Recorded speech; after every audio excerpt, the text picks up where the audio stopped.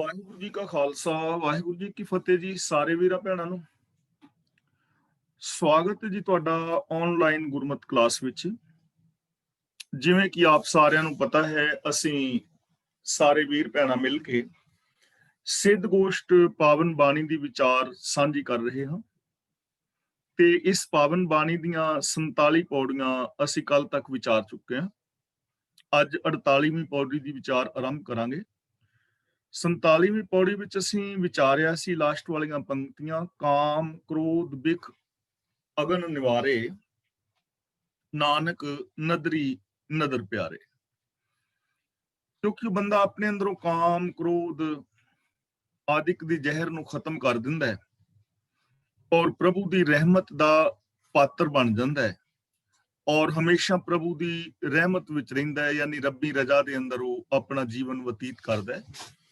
ਉਸਨੂੰ ਸੰਸਾਰ ਔਰ ਗ੍ਰਸਤ ਆਦਿਕ ਤਿਆਗਣ ਦੀ ਲੋੜ ਨਹੀਂ ਪੈਂਦੀ, ਸਗੋਂ ਸੰਸਾਰ ਦੇ ਵਿੱਚ ਰਹਿੰਦਿਆਂ ਆਪਣੇ ਗ੍ਰਸਤੀ ਫਰਜ਼ਾਂ ਨੂੰ ਪੂਰਿਆਂ ਕਰਦਿਆਂ ਵਿਕਾਰਾਂ ਆਦਿਕ ਤੋਂ ਨਿਰਲੇਪ ਰਹਿੰਦਾ ਹੈ। ਹੁਣ ਅਗਲੇ ਸਵਾਲ ਸਿੱਧ ਜਿਹੜੇ ਨੇ ਯੋਗੀ ਗੁਰੂ ਨਾਨਕ ਪਾਤਸ਼ਾਹ ਜੀ ਦੇ ਸਾਹਮਣੇ ਰੱਖ ਰਹੇ ਨੇ। ਕਮਨ ਮੁਖ ਚੰਦ ਹਿਵੈ ਘਰ ਛਾਇਆ, ਕਮਨ ਮੁਖ ਚੰਦ ਹਿਵੈ ਘਰ ਛਾਇਆ। ਕਮਨ ਮੁਖ ਦਾ ਮਤਲਬ ਕਿਸ ਦੁਆਰੇ ਤੋਂ, ਕਿਸ ਵਸੀਲੇ ਦੇ ਰਾਹੀਂ। ਕਮਨ ਮੁਖ ਦਾ ਅਰਥ ਹੈਗਾ ਕਿਸ ਵਸੀਲੇ ਰਾਹੀਂ, ਕਿਸ ਤਰ੍ਹਾਂ, ਕਿਹੜੇ ਢੰਗ ਦੇ ਨਾਲ। ਹਿਵੈ ਘਰ ਦਾ ਮਤਲਬ ਹੈ ਬਰਫ਼ ਦਾ ਘਰ। ਹਿਵੈ ਦਾ ਮਤਲਬ ਹੁੰਦਾ ਹੈ ਬਰਫ਼, ਬਰਫ਼ ਦਾ ਘਰ। ਬਰਫ਼ ਦਾ ਘਰ ਮਤਲਬ ਸ਼ਾਂਤੀ ਦਾ ਘਰ, ਠੰਡਕ ਦਾ ਘਰ। ਤੇ ਛਾਇਆ ਦਾ ਅਰਥ ਹੈਗਾ ਪ੍ਰਭਾਵ ਪਾਈ ਰੱਖੇ, ਪ੍ਰਭਾਵ ਪਾਈ ਰੱਖੇ। ਕਮਨ ਮੁਖ ਕਿਸ ਜਰੀਏ, ਹਿਵੈ ਘਰ ਠੰਡ ਦਾ ਘਰ, ਸ਼ਾਂਤੀ ਦਾ ਸੋਮਾ। ਛਾਇਆ ਦਾ ਮਤਲਬ ਛਾਇਆ ਰਹਿ, ਪ੍ਰਭਾਵ ਪਾਈ ਰੱਖੇ। ਤਾਂ ਜੋਗੀਆਂ ਦਾ ਸਵਾਲ ਹੈ ਕਿ ਕਿਸ ਢੰਗ ਦੇ ਨਾਲ ਮਨੁੱਖ ਦੇ ਮਨ ਵਿੱਚ ਸ਼ੀਤਲਤਾ ਦਾ ਘਰ ਚੰਦਰਮਾ ਟਿਕਿਆ ਰਹੇ। ਸਾਰੀ ਪੰਕਤੀ ਦਾ ਭਾਵ ਹੈ ਕਿ ਕਿਸ ਢੰਗ ਦੇ ਨਾਲ ਮਨੁੱਖੀ ਮਨ ਦੇ ਅੰਦਰ ਸ਼ਾਂਤੀ ਬਣੀ ਰਹੇ, ਠੰਡਕ ਬਣੀ ਰਹੇ। ਕਿਉਂਕਿ ਮਨੁੱਖ ਦੇ ਅੰਦਰ ਵਿਕਾਰਾਂ ਦੀ ਅੱਗ ਹੈ ਨਾ, ਤਾਂ ਕਿਸ ਤਰੀਕੇ ਦੇ ਨਾਲ ਮਨੁੱਖੀ ਮਨ ਦੇ ਅੰਦਰ ਸ਼ਾਂਤੀ ਬਣੀ ਰਹੇ। ਤੇ ਦੂਜਾ ਸਵਾਲ ਕਰ ਰਹੇ ਨੇ, ਕਵਨ ਮੁਖ ਸੂਰਜ ਤਪੈ ਤਪਾਇਆ। ਸੂਰਜ ਦਾ ਇੱਥੇ ਅਰਥ ਹੈ ਗਿਆਨ ਦਾ ਸੂਰਜ। ਕਿ ਕਿਸ ਢੰਗ ਦੇ ਨਾਲ ਗਿਆਨ ਦਾ ਸੂਰਜ ਤਪਾਇਆ ਤਪਦਾ ਰਹੇ, ਯਾਨੀ ਕਿਸ ਢੰਗ ਦੇ ਨਾਲ ਮਨੁੱਖੀ ਜ਼ਿੰਦਗੀ ਦੇ ਅੰਦਰ ਗਿਆਨ ਦਾ ਚਾਨਣਾ ਵੀ ਰਹੇ। ਹੁੰਦੇ ਕੋਈ ਅਲੱਗ ਚੀਜ਼ਾਂ ਨੇ, ਸੂਰਜ ਔਰ ਚੰਦਰਮਾ। ਸੂਰਜ ਦਿਨ ਵਿੱਚ ਹੈ, ਚੰਦਰਮਾ ਰਾਤ ਵਿੱਚ ਹੈ। ਲੇਕਿਨ ਚੰਦਰਮਾ ਨੂੰ ਠੰਡ ਦਾ ਸੋਮਾ ਮੰਨਿਆ ਗਿਆ ਤੇ ਸੂਰਜ ਦੇ ਅੰਦਰ ਨਿੱਘ ਹੈ ਔਰ ਪ੍ਰਕਾਸ਼ ਹੈ। ਚੰਦਰਮਾ ਦਾ ਆਪਣਾ ਪ੍ਰਕਾਸ਼ ਕੋਈ ਨਹੀਂ। ਤਾਂ ਕਿਸ ਢੰਗ ਦੇ ਨਾਲ ਮਨ ਦੇ ਅੰਦਰ ਸ਼ੀਤਲਤਾ ਵੀ ਟਿਕੀ ਰਹੇ, ਚੰਦਰਮਾ ਵੀ, ਔਰ ਕਿਸ ਢੰਗ ਦੇ ਨਾਲ ਮਨ ਦੇ ਅੰਦਰ ਸੂਰਜ ਵੀ ਚਮਕਦਾ ਰਹੇ, ਗਿਆਨ ਦਾ ਪ੍ਰਕਾਸ਼ ਵੀ ਰਹੇ, ਯਾਨੀ ਗਿਆਨ ਵੀ ਹੋਵੇ ਬੰਦੇ ਨੂੰ ਔਰ ਗਿਆਨ ਹੁੰਦਿਆਂ ਹੋਇਆਂ ਉਹ ਮਨੁੱਖ ਦੇ ਅੰਦਰ ਸ਼ੀਤਲ ਦਾ ਵੀ ਟਿਕੀ ਰਹੇ। ਇਹ ਸਵਾਲ ਸਿੱਧ ਕਰ ਰਹੇ ਨੇ। ਕਮਨ ਮੁਖ ਕਾਲ ਜੋਹਤ ਨਿਤ ਰਹਿ। ਇੱਥੇ ਰਹਿ ਦਾ ਮਤਲਬ ਰਹਿੰਦਾ ਨਹੀਂ ਹੈ, ਇੱਥੇ ਰਹਿ ਦਾ ਮਤਲਬ ਕਿਵੇਂ ਮੁੱਕ ਜਾਏ, ਖਤਮ ਕਿਵੇਂ ਹੋ ਜਾਏ। ਕਮਨ ਮੁਖ ਦਾ ਮਤਲਬ ਕਿਸ ਤਰ੍ਹਾਂ। ਜੋਹਤ ਦਾ ਮਤਲਬ ਹੈ ਤੱਕਣਾ। ਇਸ ਢੰਗ ਦੇ ਨਾਲ ਕਾਲ ਨਿਤ ਤੱਕਣੋਂ ਰਹਿ ਜਾਏ, ਭਾਵ ਕਿਵੇਂ ਹਰ ਵੇਲੇ ਮੌਤ ਦਾ ਸਹਿਮ ਮੁੱਕ ਜਾਏ। ਬੰਦੇ ਦੇ ਅੰਦਰ ਮੌਤ ਦਾ ਸਹਿਮ ਹੈ ਨਾ, ਸਰੀਰਕ ਮੌਤ ਵੀ, ਇਹਦਾ ਡਰ ਵੀ ਬੰਦੇ ਦੇ ਅੰਦਰ ਟਿਕਿਆ ਰਹਿੰਦਾ ਹੈ ਔਰ ਆਤਮਿਕ ਮੌਤ ਦਾ ਖਤਰਾ ਵੀ ਹਰ ਵਕਤ ਮਨੁੱਖੀ ਮਨ ਦੇ ਅੰਦਰ ਹੈ। ਜੋ ਸੱਚ ਦੇ ਰਾਹਾਂ ਤੇ ਤੁਰਨ ਵਾਲੇ ਨੇ ਉਹ ਇਸ ਚੀਜ਼ ਤੋਂ ਚਿੰਤਿਤ ਨੇ ਕਿ ਆਤਮਿਕ ਮੌਤ ਨਾ ਹੋਵੇ, ਬੰਦੇ ਦਾ ਮਨ ਵਿਕਾਰਾਂ ਦੇ ਵਿੱਚ ਨਾ ਚਲਾ ਜਾਏ। ਤਾਂ ਕਿਹੜਾ ਉਹ ਤਰੀਕਾ ਹੈ ਜਿਸ ਕਰਕੇ ਬੰਦਾ ਆਤਮਿਕ ਮੌਤ ਦੇ ਖਤਰੇ ਤੋਂ ਵੀ ਬਚਿਆ ਰਹੇ ਔਰ ਸਰੀਰਕ ਜੋ ਮੌਤ ਦਾ ਡਰ ਹੈ ਉਹ ਵੀ ਮੁੱਕੇ। ਕਮਨ ਬੁੱਧ ਗੁਰਮੁਖ ਪਾਤਰ ਹੈ। ਕਮਨ ਬੁੱਧ ਦਾ ਮਤਲਬ ਕਿਹੜੀ ਬੁੱਧੀ ਹੈ, ਕਿਹੜੀ ਸਮਝ ਹੈ ਜਿਸ ਕਰਕੇ ਗੁਰਮੁਖ ਮਨੁੱਖ ਦੀ ਇੱਜ਼ਤ ਬਣੀ ਰਹਿੰਦੀ ਹੈ। ਗੁਰਮੁਖ ਦਾ ਮਤਲਬ ਗੁਰੂ ਦੇ ਦੱਸੇ ਰਾਹਾਂ ਤੇ ਤੁਰਨ ਵਾਲਾ। ਪਾਤਰ ਹੈ ਦਾ ਮਤਲਬ ਪਤ ਰਹਿੰਦੀ ਹੈ, ਇੱਜ਼ਤ ਬਣੀ ਰਹਿੰਦੀ ਹੈ। ਹੁਣ ਜੋ ਗੁਰੂ ਦੇ ਦੱਸੇ ਰਾਹਾਂ ਤੇ ਤੁਰਨ ਵਾਲਾ ਇਨਸਾਨ ਹੈ ਉਹਦੀ ਹਮੇਸ਼ਾ ਇੱਜ਼ਤ ਬਣੀ ਰਹਿੰਦੀ ਹੈ। ਤੇ ਸਿੱਧ ਸਵਾਲ ਕਰ ਰਹੇ ਨੇ ਕਿ ਉਹ ਕਿਹੜੀ ਮੱਤ ਹੈ, ਉਹ ਕਿਹੜੀ ਸਮਝ ਹੈ, ਕਿਹੜਾ ਗਿਆਨ ਹੈ ਗੁਰੂ ਦੇ ਦੱਸੇ ਰਾਹ ਤੇ ਤੁਰਨ ਵਾਲੇ ਕੋਲ, ਜਿਸ ਗਿਆਨ ਰਾਹੀਂ ਉਹਦੀ ਹਮੇਸ਼ਾ ਇੱਜ਼ਤ ਬਣੀ ਰਹਿੰਦੀ ਹੈ। ਪਵਨ ਜੋਧ ਜੋ ਕਾਲ ਸੰਘਾਰੈ, ਜੋਧ ਦਾ ਮਤਲਬ ਹੈ ਯੋਧਾ, ਸੂਰਮਾ। ਉਹ ਕਿਹੜਾ ਸੂਰਮਾ ਹੈ ਜੋ ਮੌਤ ਦੇ ਭੌ ਨੂੰ ਮਾਰ ਲੈਂਦਾ, ਸੰਘਾਰੇ ਦਾ ਮਤਲਬ ਮਾਰ ਦੇਵੇ। ਐਸਾ ਕਿਹੜਾ ਸੂਰਮਾ ਹੈ ਜੋ ਮੌਤ ਦੇ ਡਰ ਨੂੰ ਖਤਮ ਕਰ ਦੇਵੇ। ਬੋਲੇ ਬਾਣੀ ਨਾਨਕ ਵਿਚਾਰੇ।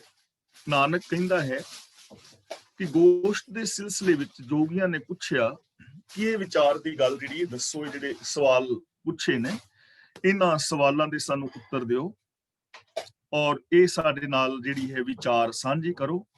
ਉਹ ਕਿਹੜੇ ਸਵਾਲ ਨੇ, ਮੈਂ ਫਿਰ ਆਪ ਦੇ ਨਾਲ ਦੁਹਰਾ ਦਿਆਂ ਕਿ ਕਿਸ ਢੰਗ ਦੇ ਨਾਲ ਮਨੁੱਖੀ ਮਨ ਦੇ ਅੰਦਰ ਸ਼ੀਤਲਤਾ ਬਣੀ ਰਹੇ, ਇਸ ਤਰੀਕੇ ਰਾਹੀਂ ਮਨੁੱਖ ਦੇ ਅੰਦਰ ਗਿਆਨ ਦਾ ਸੂਰਜ ਚੜਿਆ ਰਹੇ। ਉਹ ਕਿਹੜਾ ਤਰੀਕਾ ਹੈ ਜਿਸ ਕਰਕੇ ਮਨੁੱਖ ਆਤਮਿਕ ਮੌਤ ਤੋਂ ਬਚ ਜਾਏ। ਉਹ ਕਿਹੜੀ ਬੁੱਧ ਹੈ, ਕਿਹੜੀ ਸਮਝ ਹੈ ਜਿਹੜੀ ਸਮਝ ਕਰਕੇ ਗੁਰੂ ਦੇ ਦੱਸੇ ਰਾਹਾਂ ਤੇ ਤੁਰਨ ਵਾਲੇ ਮਨੁੱਖ ਦੀ ਇੱਜ਼ਤ ਹਮੇਸ਼ਾ ਬਣੀ ਰਹਿੰਦੀ ਹੈ। ਉਹ ਕਿਹੜਾ ਸੂਰਮਾ ਹੈ ਜਿਹੜਾ ਮੌਤ ਦੇ ਭੈ ਨੂੰ ਖਤਮ ਕਰ ਦਿੰਦਾ ਹੈ।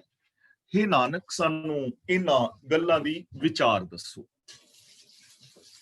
ਤਾਂ ਗੁਰੂ ਸਾਹਿਬ ਜੀ ਹੁਣ ਇਹਨਾਂ ਸਵਾਲਾਂ ਦੇ ਉੱਤਰ ਦੇ ਰਹੇ ਨੇ। ਸ਼ਬਦ ਭਾਖਤ ਸਸ ਜੋਤ ਅਪਾਰਾ।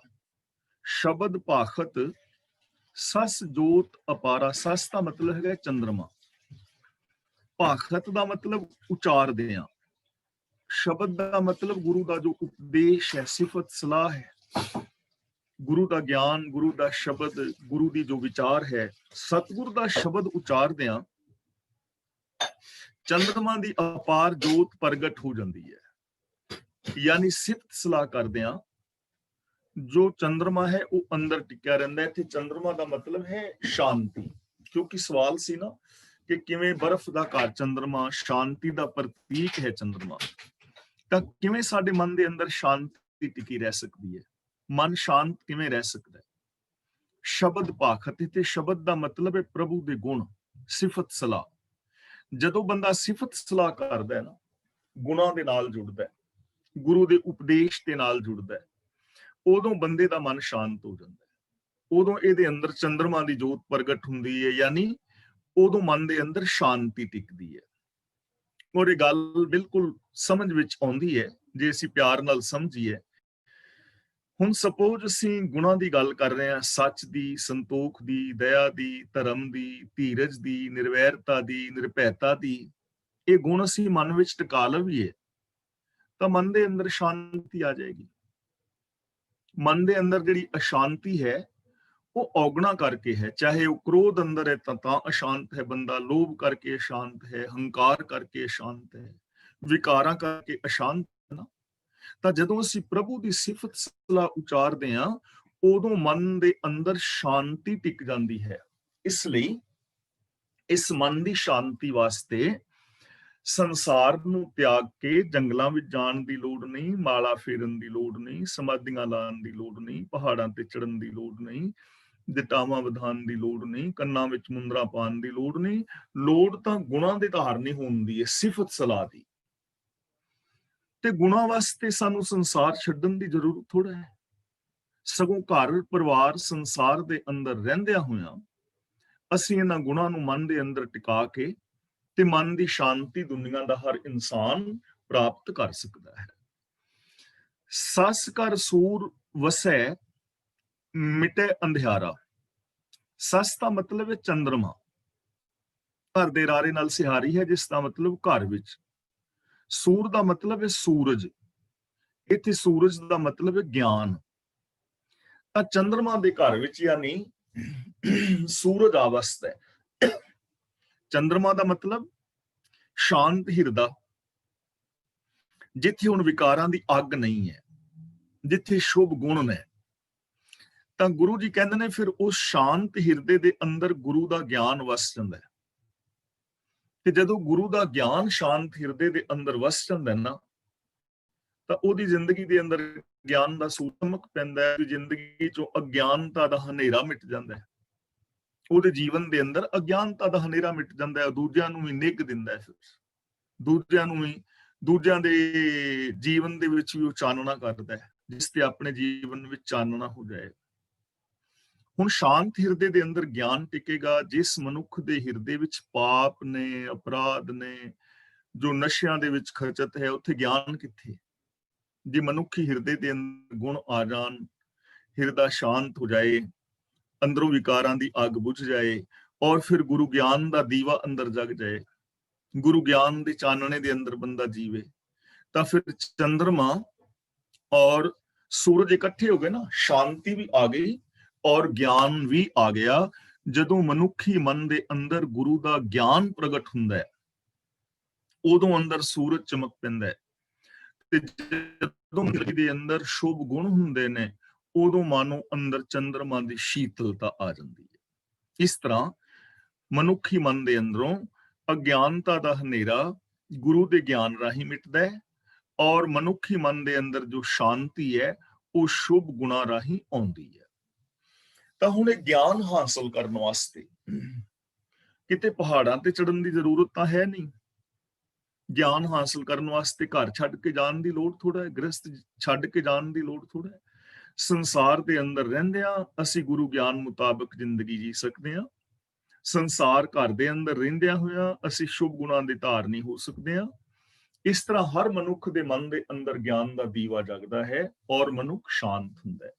ਇਸ ਲਈ ਜ਼ਰੂਰਤ ਹੈ ਗਿਆਨ ਦੀ ਵਰਤੋਂ ਕਰਨ ਦੀ। ਅਕਲੀ ਸਾਹਿਬ ਸੇਵੀਐ, ਅਕਲੀ ਕੀਚੈ ਦਾਨ, ਅਕਲੀ ਪੜ ਕੇ ਬੁੱਝੀਐ, ਅਕਲੀ ਪਾਈਐ ਮਾਨ, ਨਾਨਕ ਆਖੈ ਰਾਹ ਇਹ ਹੋਰ ਗੱਲਾਂ ਸ਼ੈਤਾਨ। ਜਦੋਂ ਮਨੁੱਖੀ ਮਨ ਅੰਦਰ ਗਿਆਨ ਦਾ ਦੀਵਾ ਜਗ ਜਾਂਦਾ ਨਾ, ਤਾਂ ਇਹਦੇ ਅੰਦਰੋਂ ਹਨੇਰਾ ਮਿਟ ਜਾਂਦਾ ਹੈ, ਅਗਿਆਨ ਮਿਟ ਜਾਂਦਾ ਹੈ।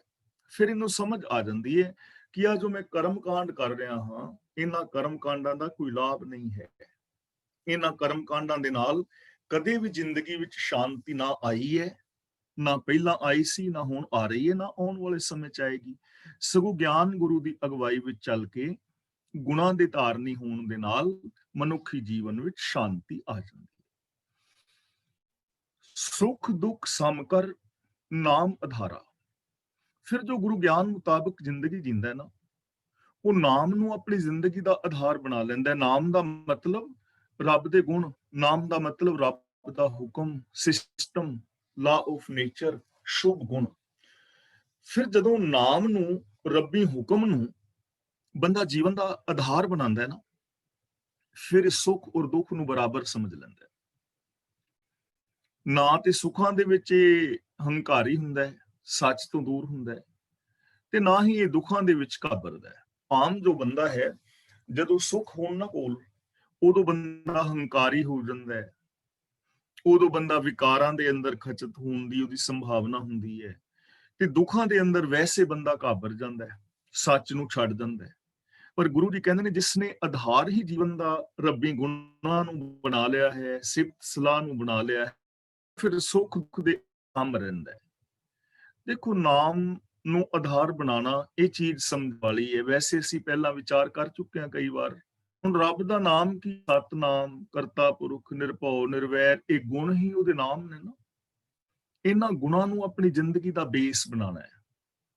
ਇਹਨਾਂ ਗੁਣਾਂ ਦੇ ਉੱਤੇ ਆਪਣੇ ਜੀਵਨ ਦੀ ਉਸਾਰੀ ਕਰਨੀ ਹੈ। ਸੱਚ ਤੇ ਸਾਡੀ ਸੋਚ ਉਸਰੀ ਹੋਵੇ, ਨਿਰਭੈਤਾ ਤੇ, ਨਿਰਵੈਰਤਾ ਤੇ, ਦਇਆ ਤੇ, ਇਨਸਾਨੀਅਤ ਦੇ ਉੱਤੇ ਜੇ ਸਾਡਾ ਜੀਵਨ ਖੜਾ ਹੋਏਗਾ, ਤਾਂ ਸਾਡੇ ਜੀਵਨ ਦੇ ਅੰਦਰ ਸੁੱਖ ਸ਼ਾਂਤੀ ਆਏਗੀ, ਸਾਡੇ ਜੀਵਨ ਦੇ ਅੰਦਰ ਆਨੰਦ ਮੰਗਲ ਬਣੇਗਾ, ਜੀਵਨ ਦੇ ਵਿੱਚ ਪਾਪ ਔਰ ਵਿਕਾਰ ਨਹੀਂ ਹੋਣਗੇ। ਪਰ ਜੇ ਬੇਸ ਹੀ ਝੂਠ ਹੋਏਗਾ, ਜੀਵਨ ਦਾ ਬੇਸ ਹੀ ਕ੍ਰੋਧ ਹੋਏਗਾ, ਤਾਂ ਉੱਥੇ ਇਨਸਾਨੀਅਤ ਦਾ ਤੇ ਸਵਾਲ ਹੀ ਨਹੀਂ ਪੈਦਾ ਹੁੰਦਾ। ਇਸ ਲਈ ਗੁਰੂ ਜੀ ਕਹਿੰਦੇ ਨੇ, ਜੋ ਰੱਬੀ ਗੁਣਾਂ ਨੂੰ ਆਪਣੇ ਜੀਵਨ ਦਾ ਆਧਾਰ, ਬੇਸ ਬਣਾ ਲੈਂਦੇ ਨੇ, ਰੱਬੀ ਗੁਣਾਂ ਦਾ ਸਹਾਰਾ ਲੈਂਦੇ ਨੇ, ਉਹਨਾਂ ਨੂੰ ਸੁੱਖ ਔਰ ਦੁੱਖ ਨਹੀਂ ਪਾਉਂਦੇ, ਭਾਵ ਸੁੱਖ ਦੁੱਖ ਦੇ ਅੰਦਰ ਨਿਰਲੇਪ ਰਹਿੰਦੇ ਨੇ। ਆਪੇ ਪਾਰ ਉਤਾਰਨ ਹਾਰਾ। ਤੇ ਜੋ ਸੱਚ ਨੂੰ ਆਧਾਰ ਬਣਾ ਲੈਂਦੇ ਨੇ, ਉਹਨਾਂ ਨੂੰ ਰੱਬ ਆਪ ਹੀ ਪਾਰ ਉਤਾਰਨ ਵਾਲਾ ਬਣ ਜਾਂਦਾ ਹੈ। ਯਾਨੀ ਉਹਨਾਂ ਲੋਕਾਂ ਦਾ ਪਾਰ ਉਤਾਰਾ ਹੋ ਜਾਂਦਾ ਹੈ ਜੋ ਸੱਚ ਨੂੰ ਆਪਣੀ ਜ਼ਿੰਦਗੀ ਦਾ ਆਧਾਰ ਬਣਾ ਲੈਂਦੇ ਨੇ। ਤਾਂ ਹੁਣ ਸਾਨੂੰ ਪਾਰ ਉਤਾਰੇ ਵਾਸਤੇ ਇਸ ਚੀਜ਼ ਦੀ ਜ਼ਰੂਰਤ ਹੈ। ਪਹਿਲੀ ਗੱਲ ਤੇ ਇਹ ਸਮਝਣ ਦੀ ਲੋੜ ਹੈ ਕਿ ਅਸੀਂ ਡੁੱਬੇ ਕਿੱਥੇ ਹੋਏ ਹਾਂ। ਪਾਰ ਅਸੀਂ ਉਤਰਨਾ ਕਿਹੜੀ ਚੀਜ਼ ਵਿੱਚੋਂ ਹੈ। ਮਰਨ ਤੋਂ ਬਾਅਦ ਨਹੀਂ ਪਾਰ ਉਤਰਨਾ, ਕਿ ਮਰਨ ਤੋਂ ਬਾਅਦ ਵਾਲੇ ਨਰਕ ਤੋਂ ਅਸਾਂ ਬਚਣਾ ਹੈ, ਜਾਂ ਮਰਨ ਤੋਂ ਬਾਅਦ ਵਾਲੇ ਸਵਰਗ ਵਿੱਚ ਜਾਣਾ ਹੈ, ਜਾਂ ਮਰਨ ਤੋਂ ਬਾਅਦ ਵਾਲਾ ਕੋਈ ਭਵਸਾਗਰ ਤਰਨਾ ਹੈ। ਸਾਡੇ ਕੋਲ ਜਿਉਂਦਿਆਂ ਭਵਸਾਗਰ ਹੈ ਆ, ਕਾਮ ਕ੍ਰੋਧ ਵਗੈਰਾ, ਲੋਭ ਮੋਹ ਹੰਕਾਰ ਨੇ, ਪਾਪ ਨੇ, ਵਿਕਾਰ ਨੇ, ਝੂਠ ਹੈ। ਇਹਨਾਂ ਦੇ ਵਿੱਚੋਂ ਸਾਡਾ ਪਾਰ ਉਤਾਰਾ ਹੋਣਾ ਹੈ। ਤੇ ਇਹਨਾਂ ਚੋਂ ਪਾਰ ਉਤਾਰਾ ਕਿਵੇਂ ਹੋਏਗਾ? ਜਦੋਂ ਅਸੀਂ ਗੁਨਾਹ ਦੇ ਧਾਰਨੀ ਹੋਵਾਂਗੇ, ਸੱਚ ਦੇ ਧਾਰਨੀ ਹੋਵਾਂਗੇ। ਤਾਂ ਜੋ ਗੁਰੂ ਗਿਆਨ ਮੁਤਾਬਕ ਜ਼ਿੰਦਗੀ ਜੀਵੇਗਾ, ਜੋ ਰੱਬੀ ਸਿਫਤ ਸਲਾਹ ਨੂੰ ਆਪਣੇ ਜੀਵਨ ਦਾ ਬੇਸ ਬਣਾਏਗਾ, ਉਹਨੂੰ ਰੱਬ ਆਪ ਹੀ ਪਾਰ ਉਤਾਰਨ ਵਾਲਾ ਬਣ ਜਾਂਦਾ ਹੈ। ਭਾਵ ਉਹ ਫਿਰ ਬੰਦਾ ਵਿਕਾਰਾਂ ਵਿੱਚ ਨਹੀਂ ਡੁੱਬਦਾ, ਉਹ ਦੁੱਖਾਂ ਔਰ ਚਿੰਤਾਵਾਂ ਤੋਂ ਬਚ ਜਾਂਦਾ ਹੈ। ਗੁਰ ਪਰਚੈ ਮਨ ਸਾਚ ਸਮਾਏ। ਪਰਚੇ ਦਾ ਮਤਲਬ ਹੁੰਦਾ ਹੈ ਪਤੀਜ ਜਾਣਾ, ਗੁਰੂ ਦੇ ਨਾਲ, ਗੁਰੂ ਦੇ ਵਿਚਾਰਾਂ ਦੇ ਨਾਲ ਡੂੰਘੀ ਸਾਂਝ ਬਣ ਜਾਣੀ, ਵਿਸ਼ਵਾਸ ਆ ਜਾਣਾ। ਗੁਰ ਪਰਚੇ ਦਾ ਮਤਲਬ ਗੁਰੂ ਦੇ ਨਾਲ, ਗੁਰੂ ਦੇ ਵਿਚਾਰਾਂ ਦੇ ਨਾਲ ਡੂੰਘੀ ਸਾਂਝ, ਗੁਰੂ ਸ਼ਬਦ ਦੇ ਉੱਤੇ ਵਿਸ਼ਵਾਸ, ਯਾਨੀ ਗੁਰੂ ਦੇ ਸਿਧਾਂਤਾਂ ਨੂੰ ਆਪਣੇ ਜੀਵਨ ਦੇ ਵਿੱਚ ਲਾਗੂ ਕਰਨਾ, ਗੁਰੂ ਦੇ ਦਿੱਤੇ ਹੋਏ ਗੁਣਾਂ ਨੂੰ ਇੰਪਲੀਮੈਂਟ ਕਰਨਾ ਜੀਵਨ ਵਿੱਚ, ਗੁਰੂ ਉਪਦੇਸ਼ ਮੁਤਾਬਕ ਪਿਆਰ ਦੇ ਨਾਲ ਜ਼ਿੰਦਗੀ ਜੀਣੀ, ਇਹਨੂੰ ਕਹਿੰਦੇ ਨੇ ਗੁਰ ਪਰਚੈ। ਹੁਣ ਗੁਰੂ ਦੇ ਨਾਲ ਜਦੋਂ ਡੂੰਘੀ ਸਾਂਝ ਬਣੇਗੀ, ਫਿਰ ਕੀ ਹੋਏਗਾ? ਮਨ ਸਾਚ ਸਮਾਏ। ਉਹ ਮਨੁੱਖ ਜਿਹੜਾ ਹੈ, ਮਨ ਜਿਹੜਾ ਹੈ ਸੱਚ ਦੇ ਅੰਦਰ ਸਮਾ ਜਾਏਗਾ। ਉਹਦੀ ਨਿਸ਼ਾਨੀ ਇਹ ਹੋਏਗੀ, ਗੁਰੂ ਗਿਆਨ ਦੇ ਨਾਲ, ਗੁਰੂ ਸਿਧਾਂਤਾਂ ਦੇ ਨਾਲ ਜਦੋਂ ਸਾਡੀ ਸਾਂਝ ਬਣੇਗੀ, ਮਨ ਪਤੀਤ ਜਾਏਗਾ, ਮਨ ਦਾ ਵਿਸ਼ਵਾਸ ਬਣ ਜਾਏਗਾ, ਤਾਂ ਉਦੋਂ ਜਿਹੜਾ ਮਨ ਹੈ ਉਹ ਸੱਚ ਦੇ ਅੰਦਰ ਸਮਾ ਜਾਏਗਾ। ਹੁਣ ਜੇ ਮਨੁੱਖੀ ਮਨ ਸੱਚ ਦੇ ਅੰਦਰ ਨਹੀਂ ਸਮਾ ਸਕਿਆ, ਮੇਰਾ ਮਨ ਦੇ ਸੱਚ ਦੇ ਅੰਦਰ ਨਹੀਂ ਸਮਾਇਆ, ਤਾਂ ਉਹਦਾ ਰੀਜ਼ਨ ਹੋ ਸਕਦਾ ਹੈ, ਕਿਹੜਾ ਰੀਜ਼ਨ ਹੋ ਸਕਦਾ ਹੈ? ਕਿ ਮੈਨੂੰ ਗੁਰੂ ਦੇ ਉੱਤੇ ਵਿਸ਼ਵਾਸ ਨਹੀਂ ਹੈ, ਇਸ ਕਰਕੇ ਮੇਰਾ ਮਨ ਸੱਚ ਵਿੱਚ ਨਹੀਂ ਸਮਾਇਆ। ਜੇ ਮੈਨੂੰ ਗੁਰੂ ਤੇ ਵਿਸ਼ਵਾਸ ਹੁੰਦਾ ਤਾਂ ਮੇਰਾ ਮਨ ਸੱਚ ਵਿੱਚ ਸਮਾ ਜਾਣਾ ਸੀ। ਹੁਣ ਇਹਦਾ ਕਿਵੇਂ ਪਤਾ ਲੱਗੇ ਕਿ ਮੈਨੂੰ ਵਿਸ਼ਵਾਸ ਹੈ ਕਿ ਨਹੀਂ? ਇਸ ਚੀਜ਼ ਦੀ ਕਿਵੇਂ ਸਮਝ ਆਏ? ਹੁਣ ਇਸ ਚੀਜ਼ ਦੀ ਸਮਝ ਮੇਰੇ ਜੀਵਨ ਤੋਂ ਆਏਗੀ ਜਦੋਂ ਮੈਂ ਸੈਲਫ ਐਨਾਲਿਸਿਸ ਕਰਾਂਗਾ, ਆਪਣੇ ਮਨ ਦੀ, ਆਪਣੇ ਜੀਵਨ ਦੀ ਪੜਚੋਲ ਕਰਾਂਗਾ ਕਿ ਕੀ ਮੈਂ ਗੁਰਬਾਣੀ ਮੁਤਾਬਕ ਜ਼ਿੰਦਗੀ ਜੀ ਰਿਹਾ ਹਾਂ। ਗੁਰੂ ਜੀ ਮੈਨੂੰ ਵਰਜਦੇ ਨੇ ਝੂਠ ਬੋਲਣ ਤੋਂ, ਤਾਂ ਕੀ ਮੈਂ ਝੂਠ ਬੋਲਣ ਤੋਂ ਹਟ ਗਿਆ? ਗੁਰੂ ਜੀ ਮੈਨੂੰ ਸੱਚ ਬੋਲਣ ਦੀ ਪ੍ਰੇਰਣਾ ਦਿੰਦੇ ਨੇ, ਤਾਂ ਕੀ ਮੈਂ ਸੱਚ ਬੋਲਦਾ ਹਾਂ? ਹਾਂ, ਜੇ ਮੈਂ ਸੱਚ ਬੋਲਦਾ ਤਾਂ ਇਹਦਾ ਮਤਲਬ ਮੈਨੂੰ ਗੁਰੂ ਤੇ ਵਿਸ਼ਵਾਸ ਹੈ, ਮੈਂ ਗੁਰੂ ਦੀ ਗੱਲ ਮੰਨ ਰਿਹਾ ਹਾਂ, ਮੈਨੂੰ ਵਿਸ਼ਵਾਸ ਹੈ ਕਿ ਗੁਰੂ ਜੀ ਠੀਕ ਕਹਿ ਰਹੇ ਨੇ। ਕੀ ਮੈਂ ਮੜੀਆਂ ਕਬਰਾਂ ਪੂਜਣ ਤੋਂ ਹਟ ਗਿਆ? ਕੀ ਮੈਂ ਵਰਤਨ ਰਾਤੇ ਵਗੈਰਾ ਛੱਡ ਦਿੱਤੇ ਨੇ? ਕੀ ਮੈਂ ਜੋਤ ਕੁੰਭ ਨਾਰੀਅਲ ਵਗੈਰਾ ਛੱਡ ਦਿੱਤੇ ਨੇ? ਕੀ ਇਹ ਜਿਹੜੇ ਅੰਧ ਵਿਸ਼ਵਾਸ ਨੇ ਉਹਨਾਂ ਦਾ ਮੈਂ ਤਿਆਗ ਕਰ ਦਿੱਤਾ ਹੈ? ਮੈਂ ਸਤ, ਸੰਤੋਖ, ਦਇਆ, ਧਰਮ, ਧੀਰਜ ਦਾ ਧਾਰਨੀ ਹੋ ਗਿਆ? ਜੇ ਤਾਂ ਐਸਾ ਹੋ ਗਿਆ ਹੈ, ਮੈਂ ਗੁਰੂ ਦੇ ਦੱਸੇ ਰਾਹ ਤੇ ਚੱਲ ਰਿਹਾ, ਤਾਂ ਇਟ ਮੀਨਸ ਮੈਨੂੰ ਗੁਰੂ ਤੇ ਵਿਸ਼ਵਾਸ ਹੈ, ਗੁਰੂ ਦੀਆਂ ਗੱਲਾਂ ਤੇ ਮੈਂ ਵਿਸ਼ਵਾਸ ਕਰ ਰਿਹਾ ਹਾਂ। ਤੇ ਜੇ ਮੈਂ ਆਪਣੀ ਮਰਜ਼ੀ ਕਰਦਾ ਤਾਂ ਇਹਦਾ ਮਤਲਬ ਮੈਨੂੰ ਇਹ ਵਿਸ਼ਵਾਸ ਹੈ ਕਿ ਗੁਰੂ ਜੀ ਗਲਤ ਕਹਿ ਰਹੇ ਨੇ, ਮੈਂ ਠੀਕ। ਤਾਂ ਜਦੋਂ ਸਾਡੀ ਗੁਰੂ ਦੇ ਵਿਚਾਰਾਂ ਨਾਲ ਸਾਂਝ ਬਣ ਜਾਂਦੀ ਹੈ ਨਾ, ਅਸੀਂ ਗੁਰਬਾਣੀ ਤੇ ਅਮਲ ਕਰਦੇ ਹਾਂ, ਉਦੋਂ ਮਨ ਸੱਚ ਦੇ ਅੰਦਰ ਸਮਾ ਜਾਂਦਾ ਹੈ, ਉਦੋਂ ਬੰਦਾ ਰੱਬ ਦਾ ਰੂਪ ਹੀ ਹੋ ਜਾਂਦਾ ਹੈ। ਉਸ ਇਨਸਾਨ ਵਿੱਚ ਤੇ ਰੱਬ ਦੇ ਵਿੱਚ ਫਿਰ ਕੋਈ ਫਰਕ ਨਹੀਂ ਰਹਿ ਜਾਂਦਾ। ਫਿਰ ਹੁੰਦਾ ਹੈ ਜਿਉਂ ਜਲ ਮਹਿ ਜਲ ਆਏ ਖਟਾਨਾ, ਕਿਉਂ ਜੋਤੀ ਸੰਜੋਤ ਸਮਾਨਾ, ਮਿਟ ਗਏ ਗਵਨ ਪਾਏ ਵਿਸਰਾਮ, ਨਾਨਕ ਪ੍ਰਭ ਕਹਿ ਸਦ ਕੁਰਬਾਨ। ਤਾਂ ਸਤਿਗੁਰ ਦੇ ਨਾਲ ਡੂੰਘੀ ਸਾਂਝ ਬਣਾਇਆ, ਜੋ ਗੁਰੂ ਦੇ ਦੱਸੇ ਰਾਹਾਂ ਤੇ ਤੁਰਨ ਵਾਲਾ ਹੈ, ਤਾਂ ਮਨ ਹਮੇਸ਼ਾ ਸੱਚ ਦੇ ਅੰਦਰ ਲੀਨ ਰਹਿੰਦਾ ਹੈ। ਤਾਂ ਦੇਖੋ, ਸੱਚ ਦੇ ਅੰਦਰ ਮਨ ਨੂੰ ਲੀਨ ਰੱਖਣ ਵਾਸਤੇ ਗ੍ਰਸਤ ਤਿਆਗਣ ਦੀ ਲੋੜ ਨਹੀਂ, ਬਾਬਾ ਬਣਨ ਦੀ ਲੋੜ ਨਹੀਂ, ਚੋਲੇ ਪਾਉਣ ਦੀ ਲੋੜ ਨਹੀਂ, ਵੱਖਰਾ ਪਹਿਨਾਵਾ ਪਹਿਨਣ ਦੀ ਜ਼ਰੂਰਤ ਨਹੀਂ, ਪਹਾੜਾਂ ਤੇ ਚੜਨ ਦੀ ਲੋੜ ਨਹੀਂ, ਮਾਲਾਵਾਂ ਫੇਰਨ ਦੀ ਲੋੜ ਨਹੀਂ। ਸੱਚ ਨੂੰ ਸਿੱਧਾ ਅਪਣਾਉਣਾ ਗੁਰੂ ਦੀ ਮੱਤ ਨੂੰ। गुर परचै मन साच समाए। प्रणवत नानक काल ना खाए। प्रणवत ਦਾ ਮਤਲਬ ਹੈ ਬੇਨਤੀ ਕਰਨਾ। ਗੁਰੂ ਜੀ ਕਹਿੰਦੇ ਨੇ ਕਿ ਮੈਂ ਬੇਨਤੀ ਕਰਦਾ, ਉਹਨੂੰ ਮੌਤ ਦਾ ਡਰ ਨਹੀਂ ਵਿਆਪਦਾ, ਕਾਲ ਨਾ ਖਾਏ। ਹੁਣ ਪਿੱਛੇ ਸਵਾਲ ਸੀ ਨਾ ਕਿ ਮੌਤ ਦਾ ਡਰ ਕਿਵੇਂ ਖਤਮ ਹੋ ਜਾਏ, ਤਾਂ ਗੁਰੂ ਜੀ ਕਹਿੰਦੇ ਨੇ ਉਸ ਮਨੁੱਖ ਨੂੰ ਮੌਤ ਦਾ ਡਰ ਨਹੀਂ ਖਾਂਦਾ, ਉਹਨੂੰ ਆਤਮਿਕ ਮੌਤ ਦਾ ਖਤਰਾ ਨਹੀਂ ਰਹਿੰਦਾ। ਜੋ ਗੁਰੂ ਦੇ ਦੱਸੇ ਰਾਹਾਂ ਤੇ ਚੱਲ ਰਿਹਾ ਹੈ, ਜਿਸ ਦਾ ਮਨ ਸੱਚ ਦੇ ਅੰਦਰ ਲੀਨ ਹੋ ਕੇ ਸੱਚ ਦਾ ਹੀ ਰੂਪ ਹੋ ਗਿਆ ਹੈ, ਜੋ ਰੱਬ ਦੇ ਅੰਦਰ ਮਿਲ ਕੇ ਰੱਬ ਵਰਗਾ ਹੀ ਹੋ ਗਿਆ, ਉਹਨੂੰ ਹੁਣ ਆਤਮਿਕ ਮੌਤ ਦਾ ਖਤਰਾ ਨਹੀਂ ਹੈ ਕਿ ਉਹਦੇ ਅੰਦਰੋਂ ਇਨਸਾਨੀਅਤ ਮਰ ਜਾਏਗੀ, ਕਿ ਉਹਦੀ ਜ਼ਮੀਰ ਮਰੇਗੀ। ਇਹ ਖਤਰਾ ਉਹਨੂੰ ਨਹੀਂ ਰਹਿੰਦਾ। ਉਹ ਫਿਰ ਆਤਮਿਕ ਮੌਤ ਤੇ ਨਹੀਂ ਮਰਦਾ। ਉਹ ਕੋਈ ਵੀ ਗੈਰ ਇਨਸਾਨੀਅਤ ਵਾਲਾ ਕਰਮ ਨਹੀਂ ਕਰਦਾ, ਹੈਵਾਨੀਅਤ ਵਾਲਾ, ਸ਼ੈਤਾਨੀਅਤ ਵਾਲਾ ਕੋਈ ਕੰਮ ਨਹੀਂ ਕਰਦਾ। ਕਿਉਂਕਿ ਇੱਕ ਬੂੰਦ ਸਾਗਰ ਵਿੱਚ ਮਿਲ ਕੇ ਸਾਗਰ ਬਣ ਜਾਏ ਨਾ, ਉਸ ਬੂੰਦ ਨੂੰ ਫਿਰ ਖਤਮ ਹੋਣ ਦਾ ਖਤਰਾ ਮੁੱਕ ਜਾਂਦਾ ਹੈ, ਕਿਉਂਕਿ ਉਹ ਸਾਗਰ ਹੋ ਗਈ, ਹੁਣ ਬੂੰਦ ਨਹੀਂ ਨਾ ਰਹੀ। ਇਸ ਤਰ੍ਹਾਂ ਜਿਹੜਾ ਮਨੁੱਖ ਗੁਰੂ ਦੇ ਦੱਸੇ ਰਾਹਾਂ ਤੇ ਚੱਲ ਕੇ ਗੁਣਾਂ ਦਾ ਧਾਰਨੀ ਹੋ ਕੇ ਸੱਚ ਦੇ ਅੰਦਰ ਸਮਾ ਜਾਂਦਾ ਹੈ, ਇਹ ਜੋਗੀ ਜਨੋ, ਉਹਨੂੰ ਫਿਰ ਆਤਮਿਕ ਮੌਤ ਦਾ ਖਤਰਾ ਨਹੀਂ ਰਹਿੰਦਾ। ਉਹ ਫਿਰ ਸਰੀਰਕ ਮੌਤ ਤੋਂ ਵੀ ਨਹੀਂ ਡਰਦਾ। ਉਹ ਸੱਚੇ ਰਾਹਾਂ ਤੇ ਚੱਲਦਾ ਹੈ, ਸੱਚ ਦਾ ਉਹ ਧਾਰਨੀ ਹੁੰਦਾ ਹੈ, ਸੱਚ ਦਾ ਉਹ ਪ੍ਰਚਾਰ ਪ੍ਰਸਾਰ ਕਰਦਾ ਹੈ। ਕਿੰਨੇ ਸਾਰੇ ਸ਼ਹੀਦ ਸਿੰਘ ਨੇ ਜਿਨ੍ਹਾਂ ਦੀ ਅਸੀਂ ਰੋਜ਼ ਗੱਲ ਕਰਦੇ ਹਾਂ, ਉਹਨਾਂ ਨੂੰ ਸਰੀਰਕ ਮੌਤ ਦਾ ਖਤਰਾ ਨਹੀਂ ਸੀ ਨਾ ਹੁੰਦਾ। ਸਰੀਰਕ ਮੌਤ ਦੀ ਪਰਵਾਹ ਨਹੀਂ ਕੀਤੀ, ਸੱਚ ਵਾਸਤੇ ਉਹ ਸ਼ਹੀਦੀਆਂ ਦੇ ਗਏ ਨੇ। ਨਾਮ ਤਤ ਸਭ ਹੀ ਸਿਰ ਜਾਪੈ।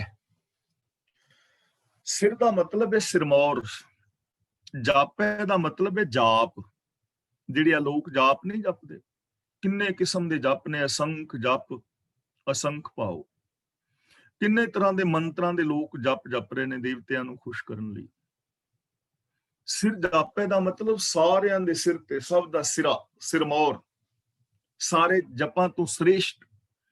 ਨਾਮ ਤਤ, ਤਤ ਦਾ ਮਤਲਬ ਅਸਲੀਅਤ, ਸੱਚਾਈ। ਨਾਮ ਤਤ ਦਾ ਮਤਲਬ ਪ੍ਰਭੂ ਦੇ ਨਾਮ ਦੀ ਜੋ ਸੱਚਾਈ ਹੈ, ਤੇ ਨਾਮ ਦਾ ਮਤਲਬ ਹੁਕਮ। ਜੋ ਹੁਕਮ ਹੈ ਨਾ, ਇਹ ਅਸਲੀਅਤ ਹੈ ਕਿ ਹੁਕਮ ਦੇ ਵਿੱਚ ਰਹਿਣਾ ਸਾਰੇ ਜਪਾਂ ਦਾ ਸਿਰਾ ਹੈ, ਸਿਰਮੌਰ ਹੈ, ਸ਼੍ਰੋਮਣੀ ਹੈ। ਕੋਈ ਉਹਨੂੰ ਜਪਣ ਦੀ ਲੋੜ ਨਹੀਂ ਹੈ ਜੋ ਰੱਬੀ ਹੁਕਮ ਦੇ ਵਿੱਚ ਤੁਰਦਾ ਹੈ। ਯਾਨੀ ਰੱਬੀ ਹੁਕਮ ਦੇ ਅੰਦਰ ਤੁਰਨਾ ਹੀ ਸਿਰਮੌਰ ਭਗਤੀ ਹੈ, ਜਪਾਂ ਦਾ ਸਿਰਾ ਹੈ, ਸਭ ਤੋਂ ਸਿਰਮੌਰ ਹੈ। ਬਾਕੀ ਸਭ ਚੀਜ਼ਾਂ ਨੀਵੀਆਂ ਨੇ, ਹੇਠ ਨੇ। ਹੁਕਮ ਰਜ਼ਾਈ ਚੱਲਣਾ, ਨਾਨਕ ਲਿਖਿਆ ਨਾਲ। ਰੱਬੀ ਜੋ ਹੁਕਮ ਹੈ ਇਹ ਸਭ ਦਾ ਸਿਰਾ ਹੈ। ਰੱਬੀ ਹੁਕਮ ਦੇ ਵਿੱਚ ਹੀ ਤੁਰਨਾ ਚਾਹੀਦਾ ਹੈ। ਰੱਬੀ ਹੁਕਮ ਦੇ ਅੰਦਰ ਹੀ ਸਾਰੀ ਕਾਇਨਾਤ ਕੰਮ ਕਰ ਰਹੀ ਹੈ। ਆਦਿ ਤੋਂ ਲੈ ਕੇ ਅੰਤ ਤੱਕ ਹੁਕਮ ਹੀ ਸਿਰਮੌਰ ਹੈ, ਪਹਿਲਾਂ ਵੀ, ਅੱਜ ਵੀ, ਆਉਣ ਵਾਲੇ ਸਮੇਂ ਵਿੱਚ ਵੀ। ਹੁਕਮ ਰਜ਼ਾਈ ਚੱਲਣਾ, ਨਾਨਕ ਲਿਖਿਆ ਨਾਲ। ਲਿਖਿਆ ਨਾਲ ਦਾ ਮਤਲਬ ਜਦੋਂ ਤੋਂ ਇਹ ਸੰਸਾਰ ਹੋਂਦ ਵਿੱਚ ਆਇਆ ਹੈ, ਤਦੋਂ ਤੋਂ ਹੀ ਇਹ ਗੱਲ ਚਲੀ ਆ ਰਹੀ ਹੈ, ਇਹ ਨਿਯਮ ਚੱਲਿਆ ਆ ਰਿਹਾ ਹੈ ਕਿ ਸਾਰੀ ਕਾਇਨਾਤ ਰੱਬੀ ਹੁਕਮ ਦੇ ਵਿੱਚ ਚੱਲ ਰਹੀ ਹੈ ਔਰ ਚੱਲਦੀ ਰਹੇਗੀ। ਔਰ ਇਹ ਹਕੀਕਤ ਹੈ, ਇਹ ਗੱਲ ਸਮਝ ਵਿੱਚ ਆਉਂਦੀ ਹੈ ਕਿ ਸਿਸਟਮ ਤੋਂ ਬਾਹਰ, ਹੁਕਮ ਤੋਂ ਬਾਹਰ ਕੁਝ ਕੀਤਾ ਨਹੀਂ ਜਾ ਸਕਦਾ। ਇਹ ਚੀਜ਼ ਅਸੀਂ ਰੋਜ਼ ਹੀ ਵਿਚਾਰ ਰਹੇ ਹਾਂ।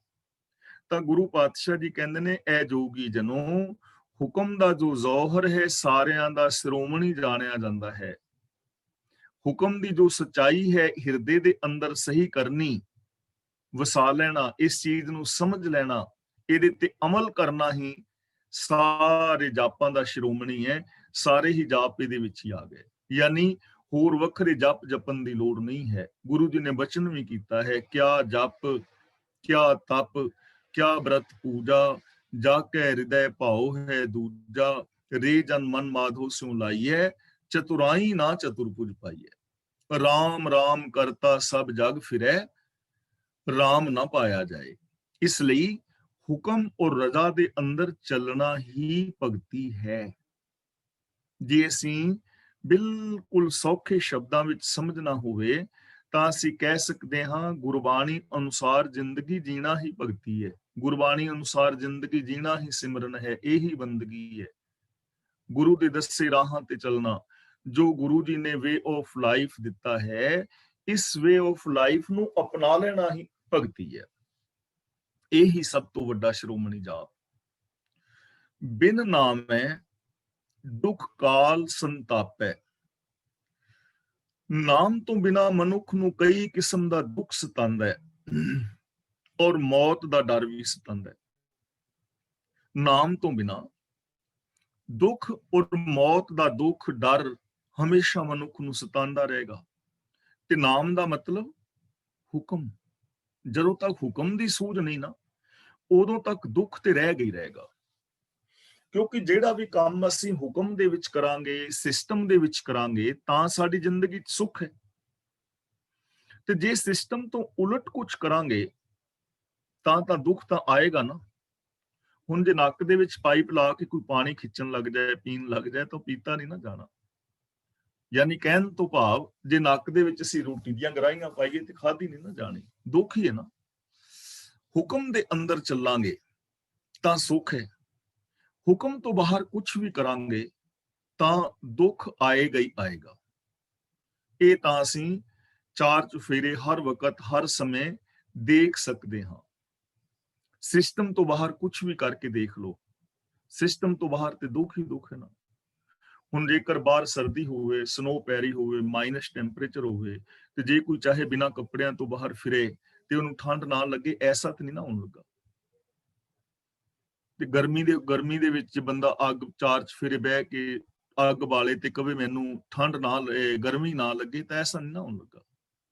ਚਾਰ ਚੁਫੇਰੇ ਗੰਦਗੀ ਦੇ ਢੇਰ ਲੱਗੇ ਹੋਣ ਤੇ ਉਸ ਗੰਦਗੀ ਦੇ ਢੇਰਾਂ ਵਿੱਚ ਮਨੁੱਖ ਖਲੋਤਾ ਹੋਏ, ਬਦਬੂ ਜਿੱਥੇ ਚਾਰ ਚੁਫੇਰੋਂ ਆ ਰਹੀ ਹੋਵੇ ਤੇ ਬੰਦਾ ਕਹੇ ਮੈਨੂੰ ਬਦਬੂ ਨਾ ਆਵੇ, ਖਲੋਣਾ ਮੈਂ ਇੱਥੇ ਹੀ, ਬਦਬੂ ਨਾ ਆਏ, ਐਸਾ ਨਹੀਂ ਨਾ ਕਦੇ ਹੋ ਸਕਦਾ। ਜਾਂ ਤਾਂ ਉਹਨੂੰ ਗੰਦਗੀ ਦੇ ਢੇਰ ਦੂਰ ਕਰਨੇ ਪੈਣਗੇ, ਜਾਂ ਉਹਨੂੰ ਉਸ ਗੰਦਗੀ ਤੋਂ ਦੂਰ ਜਾਣਾ ਪਵੇਗਾ, ਤਾਂ ਹੀ ਹਟੇਗੀ ਨਾ ਬਦਬੂ। ਜੇ ਕੋਈ ਫੁੱਲਾਂ ਦੇ ਪਾਰਕ ਵਿੱਚ, ਫੁੱਲਾਂ ਦੇ ਬਾਗ ਵਿੱਚ ਖਲੋਤਾ ਹੋਏ ਤੇ ਉਹ ਕਵੇ ਕਿ ਮੈਂ ਸੁਗੰਧ ਨਹੀਂ ਲੈਣੀ ਚਾਹੁੰਦਾ, ਤਾਂ ਉਹਨੂੰ ਕਹਿਣਾ ਪਵੇਗਾ ਵੀ ਬਾਗ ਚੋਂ ਬਾਹਰ ਚਲਾ ਜਾ, ਦੂਰ ਚਲਾ ਜਾ। ਪਰ ਉਹ ਕਵੇ ਨਹੀਂ, ਮੈਂ ਤੇ ਫੁੱਲਾਂ ਦੇ ਪਾਰਕ ਦੇ ਵਿੱਚ ਹੀ ਖਲੋਣਾ ਤੇ ਸੁਗੰਧ ਵੀ ਨਹੀਂ ਲੈਣੀ, ਐਵੇਂ ਤਾਂ ਨਹੀਂ ਨਾ ਹੋ ਸਕਦਾ। ਕਿਉਂਕਿ ਸਿਸਟਮ ਤੋਂ ਬਾਹਰ ਨਹੀਂ ਕੁਝ ਹੋ ਸਕਦਾ। ਇਸ ਲਈ ਗੁਰੂ ਜੀ ਕਹਿੰਦੇ ਨੇ ਬਿਨ ਨਾਮੈ ਦੁੱਖ ਕਾਲ ਸੰਤਾਪੈ।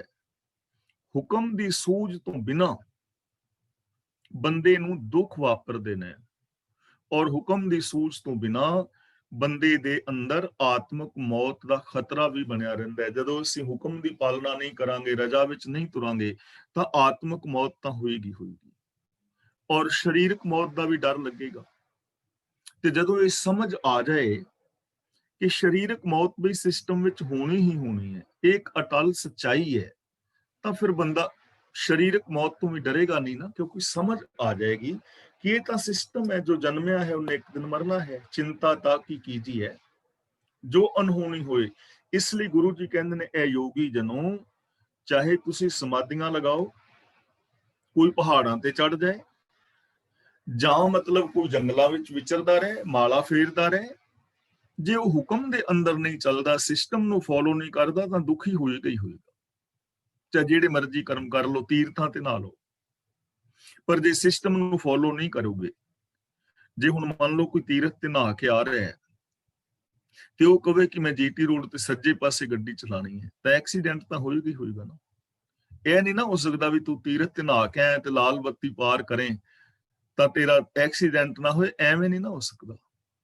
ਜੇ ਕੋਈ ਮਾਲਾ ਫੇਰਦਾ ਹੋਵੇ ਤੇ ਮਾਲਾ ਫੇਰੀ ਜਾਵੇ ਤੇ ਟ੍ਰੈਫਿਕ ਦੇ ਵਿੱਚੋਂ ਸਿੱਧਾ ਤੁਰਨਾ ਚਾਹਵੇ, ਦੌੜਨਾ ਚਾਹੇ, ਤਾਂ ਦੌੜ ਨਹੀਂ ਨਾ ਪਾਏਗਾ, ਕਿਉਂਕਿ ਟ੍ਰੈਫਿਕ ਦੇ ਵਿੱਚ ਤਾਂ ਐਕਸੀਡੈਂਟ ਫਿਰ ਹੋਏਗਾ ਨਾ। ਤੇ ਜੇ ਉਹ ਕਹੇ ਯਾਰ ਮੈਂ ਤੇ ਮਾਲਾ ਫੇਰ ਰਿਹਾ, ਮੇਰਾ ਐਕਸੀਡੈਂਟ ਥੋੜੀ ਹੋ ਸਕਦਾ, ਐਵੇਂ ਨਹੀਂ ਹੁੰਦਾ। ਸਿਸਟਮ ਦੇ ਵਿੱਚ ਰਹਿਣਾ ਪਵੇਗਾ। ਬਿਨਾਂ ਹੁਕਮ ਤੋਂ ਮਨੁੱਖ ਦੀ ਜ਼ਿੰਦਗੀ ਦੇ ਅੰਦਰ ਦੁੱਖ ਵਾਪਰਦੇ ਨੇ, ਮੌਤ ਦਾ ਖਤਰਾ ਵੀ ਹਮੇਸ਼ਾ ਬਣਿਆ ਰਹਿੰਦਾ ਹੈ, ਯਾਨੀ ਆਤਮਿਕ ਮੌਤ ਦਾ ਖਤਰਾ ਬਣਿਆ ਰਹਿੰਦਾ ਹੈ। ਤਤੋ ਤਤ ਮਿਲੇ ਮਨ ਮਾਨੈ। ਇਸ ਪੰਕਤੀ ਦੇ ਅਰਥ ਜਿਹੜੇ ਨੇ ਵਿਦਵਾਨ ਪੁਰਸ਼ਾਂ ਨੇ ਦੋ ਤਰ੍ਹਾਂ ਕੀਤੇ ਨੇ, ਮੈਂ ਉਹ ਦੋਵੇਂ ਅਰਥ ਆਪ ਦੇ ਨਾਲ ਸਾਂਝੇ ਕਰ ਦਿਆਂ। ਤਤੋ ਤਤ ਮਿਲੇ ਦਾ ਮਤਲਬ ਜੋ ਮਨੁੱਖ ਦੀ ਸੋਚ ਹੈ, ਪ੍ਰਭੂ ਦੀ ਸੋਚ ਵਿੱਚ ਮਿਲ ਜਾਂਦੀ ਹੈ ਤੇ ਉਹਦਾ ਮਨ ਪਤੀਜ ਜਾਂਦਾ ਹੈ।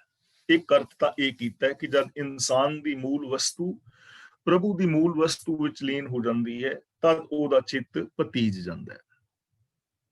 ਤੇ ਭਾਈ ਸਾਹਿਬ ਸਿੰਘ ਜੀ ਇਹਦਾ ਅਰਥ ਕਰ ਰਹੇ ਨੇ, ਤੱਤੋ ਤਤ ਦਾ ਮਤਲਬ ਤਤ ਹੀ ਤਤ, ਨਿਰੋਲ ਤਤ, ਯਾਨੀ ਪ੍ਰਭੂ ਦੇ ਹੁਕਮ ਦੀ ਜੋ ਸੱਚਾਈ ਹੈ। ਜਦੋਂ ਹਿਰਦੇ ਵਿੱਚ ਨਿਰੋਲ ਪ੍ਰਭੂ ਹੁਕਮ ਦੀ ਸੱਚਾਈ, ਭਾਵ ਕਿ ਇਹ ਵਿਸ਼ਵਾਸ ਕਿ ਰੱਬ ਦੀ ਰਜ਼ਾ ਹੀ ਸਦਾ ਸਥਿਰ ਰਹਿਣ ਵਾਲੀ ਹੈ, ਇਹ ਪ੍ਰਗਟ ਹੋ ਜਾਂਦੀ ਹੈ, ਤਾਂ ਮਨੁੱਖ ਦਾ ਮਨ ਜਿਹੜਾ ਹੈ ਪ੍ਰਭੂ ਦੇ ਹੁਕਮ ਵਿੱਚ ਪਤੀਜ ਜਾਂਦਾ ਹੈ, ਮੰਨ ਜਾਂਦਾ ਹੈ, ਵਿਸ਼ਵਾਸ ਆ ਜਾਂਦਾ ਹੈ। ਜਦੋਂ ਇਹ ਚੀਜ਼ ਹਿਰਦੇ ਵਿੱਚ ਟਿਕ ਜਾਏ, ਸੱਚਾਈ ਦੀ ਸਮਝ ਆ ਜਾਏ, ਤਤ ਦੀ, ਕਿ ਜੋ ਰੱਬੀ ਰਜ਼ਾ ਹੈ ਇਹ ਸदैव ਹੈ, ਇਹਦੇ ਤੋਂ ਬਾਹਰ ਕੁਝ ਨਹੀਂ ਹੋ ਸਕਦਾ, ਇਹਦੇ ਤੋਂ ਬਾਹਰ ਚੱਲਿਆ ਦੁੱਖ ਹੀ ਦੁੱਖ ਨੇ, ਰਜ਼ਾ ਦੇ ਅੰਦਰ ਤੁਰਿਆ ਹੀ ਸੁੱਖ ਨੇ। ਜਦੋਂ ਇਸ ਤਤ ਦੀ ਅਸਲੀਅਤ ਦੀ ਬੰਦੇ ਨੂੰ ਸਮਝ ਆ ਜਾਏ, ਤਾਂ ਫਿਰ ਇਹਦਾ ਮਨ ਮੰਨ ਜਾਂਦਾ ਹੈ, ਫਿਰ ਇਹਦਾ ਮਨ ਉਸ ਸੱਚਾਈ ਦੇ ਅੰਦਰ ਟਿਕ ਜਾਂਦਾ ਹੈ, ਫਿਰ ਇਹਦੇ ਅੰਦਰੋਂ ਉਮੀਦ ਕੀਤੀ ਜਾ ਸਕਦੀ ਹੈ ਕਿ ਇਹ ਮਨ ਜਿਹੜਾ ਹੈ ਸੱਚ ਦੇ ਰਾਹਾਂ ਤੇ ਤੁਰੇਗਾ। ਤਾਂ ਇਸ ਲਈ ਜੇ ਦੋਵੇਂ ਹੀ ਅਰਥ ਸਾਨੂੰ ਇੱਕੋ ਪਾਸੇ ਲੈ ਕੇ ਜਾ ਰਹੇ ਨੇ ਕਿ ਅਸਲੀਅਤ ਨੂੰ ਜਾਣਨਾ ਹੈ, ਅਸਲੀਅਤ ਦੇ ਅੰਦਰ ਆਪਣੇ ਮਨ ਨੂੰ ਟਿਕਾਣਾ ਹੈ। ਤੇ ਅਸਲੀਅਤ ਕੀ ਹੈ? ਅਸਲੀਅਤ ਇਹ ਹੈ ਕਿ ਹੁਕਮ ਤੋਂ ਬਾਹਰ ਕੁਝ ਹੋ ਨਹੀਂ ਸਕਦਾ। ਅਸਲੀਅਤ ਇਹ ਹੈ ਕਿ ਸਿਸਟਮ ਦੇ ਵਿੱਚ ਹੀ ਰਹਿਣਾ ਪੈਣਾ ਹੈ, ਉਹ ਚਾਹੇ ਮੈਂ ਹਾਂ ਜਾਂ ਤੁਸੀਂ ਹੋ ਜਾਂ ਕੋਈ ਹੋਰ ਥਰਡ ਪਰਸਨ ਹੈ, ਪੂਰੀ ਦੀ ਪੂਰੀ ਦੁਨੀਆ। ਹੁਕਮੇ ਅੰਦਰ ਸਭ ਕੋ, ਬਾਹਰ ਹੁਕਮ ਨਾ ਕੋਏ, ਸਾਰਿਆਂ ਵਾਸਤੇ ਹੁਕਮ ਹੈ, ਸਾਰਿਆਂ ਵਾਸਤੇ ਇੱਕੋ ਹੀ ਸਿਸਟਮ ਹੈ। ਸਾਰੇ ਹੀ ਜੀਵ ਜੰਤ ਜਿਹੜੇ ਨੇ, ਮਨੁੱਖ ਮਾਤਰ ਨੇ, ਪੰਜਾਂ ਤੱਤਾਂ ਤੋਂ ਹੀ ਸਭ ਦਾ ਸਰੀਰ ਬਣਿਆ, ਸਾਰੇ ਹੀ ਪਾਣੀ ਹਵਾ ਆਦਿਕ ਦੇ ਨਾਲ ਜਿੰਦਾ ਨੇ, ਸਾਰੇ ਹੀ ਮਾਂ ਦੇ ਗਰਭ ਰਾਹੀਂ ਪੈਦਾ ਹੋ ਰਹੇ ਨੇ। ਤਾਂ ਕਹਿਣ ਤੋਂ ਭਾਵ ਕਿ ਅਸਲੀਅਤ ਇਹ ਹੀ ਹੈ ਕਿ ਹਰ ਇਨਸਾਨ ਹੁਕਮ ਦੇ ਅੰਦਰ ਹੈ। ਤਾਂ ਜੇ ਅਸੀਂ ਸੁੱਖ ਚਾਹੁੰਦੇ ਹਾਂ, ਸ਼ਾਂਤੀ ਚਾਹੁੰਦੇ ਹਾਂ, ਤਾਂ ਉਹ ਸੁੱਖ ਔਰ ਸ਼ਾਂਤੀ ਲਈ ਕੋਈ ਸਿਸਟਮ ਹੈ। ਉਹਦੇ ਵਾਸਤੇ ਹੈ ਕਿ ਸਾਡੇ ਹਿਰਦੇ ਅੰਦਰ ਗੁਣ ਹੋਣ, ਸੱਚਾਈ ਹੋਵੇ, ਦਇਆ ਹੋਵੇ, ਪ੍ਰੇਮ ਹੋਵੇ। ਤੇ ਜੇ ਬੰਦਾ ਭਾਈ ਦੁਖੀ ਹੋਣਾ ਚਾਹੁੰਦਾ ਹੈ ਤੇ ਉਹਦੇ ਵਾਸਤੇ ਸਿਸਟਮ ਦਾ ਸਾਨੂੰ ਪਤਾ ਹੀ ਹੈ ਵੀ ਝੂਠ, ਫਰੇਬ, ਚੋਰੀਆਂ, ਬਾਜ਼ਾਰੀਆਂ। ਤਾਂ ਇਸ ਲਈ ਗੁਰੂ ਪਾਤਸ਼ਾਹ ਜੀ ਕਹਿੰਦੇ ਨੇ ਭਾਈ, ਜਦੋਂ ਅਸਲੀਅਤ ਦੀ ਸਮਝ ਆ ਜਾਂਦੀ ਹੈ ਤਾਂ ਫਿਰ ਮਨ ਜਿਹੜਾ ਹੈ ਉਸ ਤੇ ਟਿਕ ਜਾਂਦਾ ਹੈ। ਜਦੋਂ ਤੱਕ ਅਸਲੀਅਤ ਦੀ ਸਮਝ ਨਹੀਂ, ਉਦੋਂ ਤੱਕ ਮਨ ਭਟਕਦਾ ਹੈ। ਔਰ ਇਹ ਵਾਸਤਵ ਦੇ ਵਿੱਚ ਹਕੀਕਤ ਹੈ। ਹੁਣ ਜਦੋਂ ਅਸਲੀਅਤ ਦਾ ਪਤਾ ਲੱਗ ਜਾਏ ਭਈ ਆ ਭੂਤ ਪ੍ਰੇਤ ਵਗੈਰਾ ਨਹੀਂ ਹੈ, ਤਾਂ ਮਨ ਟਿਕ ਜਾਏਗਾ ਵੀ ਜਦੋਂ ਹੈ ਹੀ ਨਹੀਂ ਤੇ ਫਿਰ ਚੰਬੜਨਾ ਕਿੰਨੇ ਹੈ। ਪਰ ਜਦੋਂ ਅਸਲੀਅਤ ਦਾ ਨਾਂ ਪਤਾ ਹੋਵੇ ਤੇ ਕੋਈ ਮਾਨਸਿਕ ਰੋਗ ਹੋ ਜਾਏ ਬੰਦੇ ਨੂੰ, ਹਿਸਟੀਰੀਆ ਹੋ ਜਾਏ ਜਾਂ ਹੈਲੂਸੀਨੇਸ਼ਨ ਆਦਿਕ ਦੀ ਬਿਮਾਰੀ ਹੋ ਜਾਏ ਜਾਂ ਹੋਰ ਕੋਈ ਰੋਗ ਹੋ ਜਾਏ, ਤਾਂ ਬੰਦੇ ਜਾਂਦੇ ਨੇ ਨਾ ਫਿਰ ਬਾਬਿਆਂ ਕੋਲ ਵੀ ਭੂਤ ਚਿੰਬੜ ਗਿਆ। ਹੁਣ ਅਸਲੀਅਤ ਦਾ ਨਹੀਂ ਪਤਾ, ਅਸਲੀਅਤ ਦਾ ਗਿਆਨ ਨਾ ਹੋਣ ਕਰਕੇ ਬੰਦਾ ਭਟਕ ਰਿਹਾ ਨਾ। ਹੁਣ ਅਸਲੀਅਤ ਦਾ ਪਤਾ ਲੱਗ ਜਾਏ ਕਿ ਸੁੱਖ ਤੇ ਸਿਸਟਮ ਵਿੱਚ ਰਹਿਣ ਵਾਲੇ, ਤੀਰਥਾਂ ਤੇ ਨਹਾਉਣ ਨਾਲ ਸੁੱਖ ਥੋੜਾ ਮਿਲ ਜਾਣਾ ਹੈ, ਤਾਂ ਫਿਰ ਬੰਦਾ ਨਹੀਂ ਭਟਕੇਗਾ। ਵਰਤਨ ਰਾਤੇ ਰੱਖਣ ਦੇ ਨਾਲ ਰੱਬ ਥੋੜਾ ਮਿਲ ਜਾਣਾ ਹੈ। ਜਦੋਂ ਅਸਲੀਅਤ ਦਾ ਪਤਾ ਲੱਗ ਜਾਏ, ਉਦੋਂ ਫਿਰ ਬੰਦਾ ਕਰਵਾ ਚੌਥ ਦਾ ਵਰਤ ਥੋੜੀ ਰੱਖੇਗਾ ਕਿ ਮੇਰੇ ਪਤੀ ਦੀ ਉਮਰ ਵੱਧ ਜਾਣੀ ਹੈ। ਹੁਣ ਅਸਲੀਅਤ ਦੀ ਸਮਝ ਆ ਗਈ ਨਾ, ਤਾਂ ਫਿਰ ਬੰਦੇ ਦਾ ਮਨ ਨਹੀਂ ਭਟਕਦਾ, ਫਿਰ ਮਨ ਮੰਨ ਜਾਂਦਾ ਹੈ, ਫਿਰ ਮਨ ਸੱਚ ਦੇ ਉੱਤੇ ਟਿਕ ਜਾਂਦਾ ਹੈ। ਹੁਣ ਜੋਗੀ ਨੇ ਅਸਲੀਅਤ ਦਾ ਨਹੀਂ ਪਤਾ ਨਾ, ਭਟਕ ਰਹੇ ਨੇ। ਬਾਬੇ ਨੇ ਅਸਲੀਅਤ ਦਾ ਨਹੀਂ ਪਤਾ ਨਾ, ਭਟਕ ਰਹੇ ਨੇ। ਬਾਬਿਆਂ ਵੱਲ ਅਸੀਂ ਭਟਕ ਰਹੇ ਹਾਂ, ਅਸਲੀਅਤ ਦਾ ਨਹੀਂ ਪਤਾ ਨਾ, ਭਟਕ ਰਹੇ ਹਾਂ। ਤਾਂ ਗੁਰੂ ਪਾਤਸ਼ਾਹ ਜੀ ਕਹਿੰਦੇ ਨੇ, ਜਦੋਂ ਤੱਤੋ ਤਤ ਮਿਲੇ, ਜਦੋਂ ਅਸਲੀਅਤ ਦਾ ਗਿਆਨ ਹੋ ਜਾਂਦਾ ਹੈ, ਉਦੋਂ ਮਨੁੱਖ ਦਾ ਮਨ ਟਿਕ ਜਾਂਦਾ ਹੈ। ਉਦੋਂ ਫਿਰ ਬੰਦੇ ਦਾ ਮਨ ਭਟਕਦਾ ਨਹੀਂ, ਵਿਕਾਰਾਂ ਵੱਲ ਦੌੜਦਾ ਨਹੀਂ।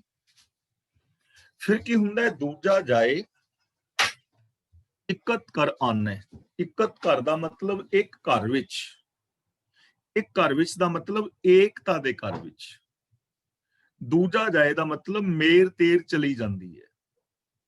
ਜਦੋਂ ਮਨੁੱਖ ਦਾ ਮਨ ਟਿਕ ਜਾਏ, ਉਹਨੂੰ ਅਸਲੀਅਤ ਦੀ ਸਮਝ ਆ ਜਾਏ ਕਿ ਨਾਮ ਯਾਨੀ ਰੱਬ ਦਾ ਹੁਕਮ ਹੀ ਸਿਰਮੌਰ ਹੈ, ਫਿਰ ਕੀ ਹੁੰਦਾ ਹੈ? ਮੇਰ ਤੇਰ ਵਾਲਾ ਸੁਭਾਅ ਦੂਰ ਹੋ ਜਾਂਦਾ ਹੈ। ਦੂਜਾ ਜਾਏ ਹੋਮੇ ਚਲੀ ਜਾਂਦੀ ਹੈ, ਮੇਰ ਤੇਰ ਵਾਲਾ ਸੁਭਾਅ ਤੁਰ ਜਾਂਦਾ ਹੈ, ਆਪਣੇ ਪਰਾਏ ਦੇ ਵਿਤਕਰੇ ਖਤਮ ਹੋ ਜਾਂਦੇ ਨੇ। ਇਕਤ ਕਰ ਆਨੇ ਤੇ ਜਿਹੜਾ ਇਹ ਮਨੁੱਖ ਹੈ ਨਾ, ਏਕਤਾ ਦੇ ਅੰਦਰ ਟਿਕ ਜਾਂਦਾ ਹੈ, ਦਵੈਤ ਮੁੱਕ ਜਾਂਦੀ ਹੈ।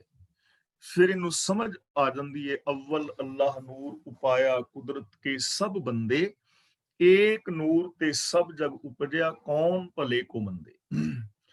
ਫਿਰ ਇਹਨੂੰ ਸਮਝ ਆ ਜਾਂਦੀ ਹੈ, ਨਾ ਕੋ ਮੇਰਾ ਦੁਸ਼ਮਨ ਰਹਿਆ, ਨਾ ਹਮ ਕਿਸਕੇ ਬਹਿਰਾਈ, ਬ੍ਰਹਮ ਪਸਾਰਿਓ ਭੀਤਰ ਸਤਿਗੁਰ ਤੇ ਸੋਝੀ ਪਾਈ।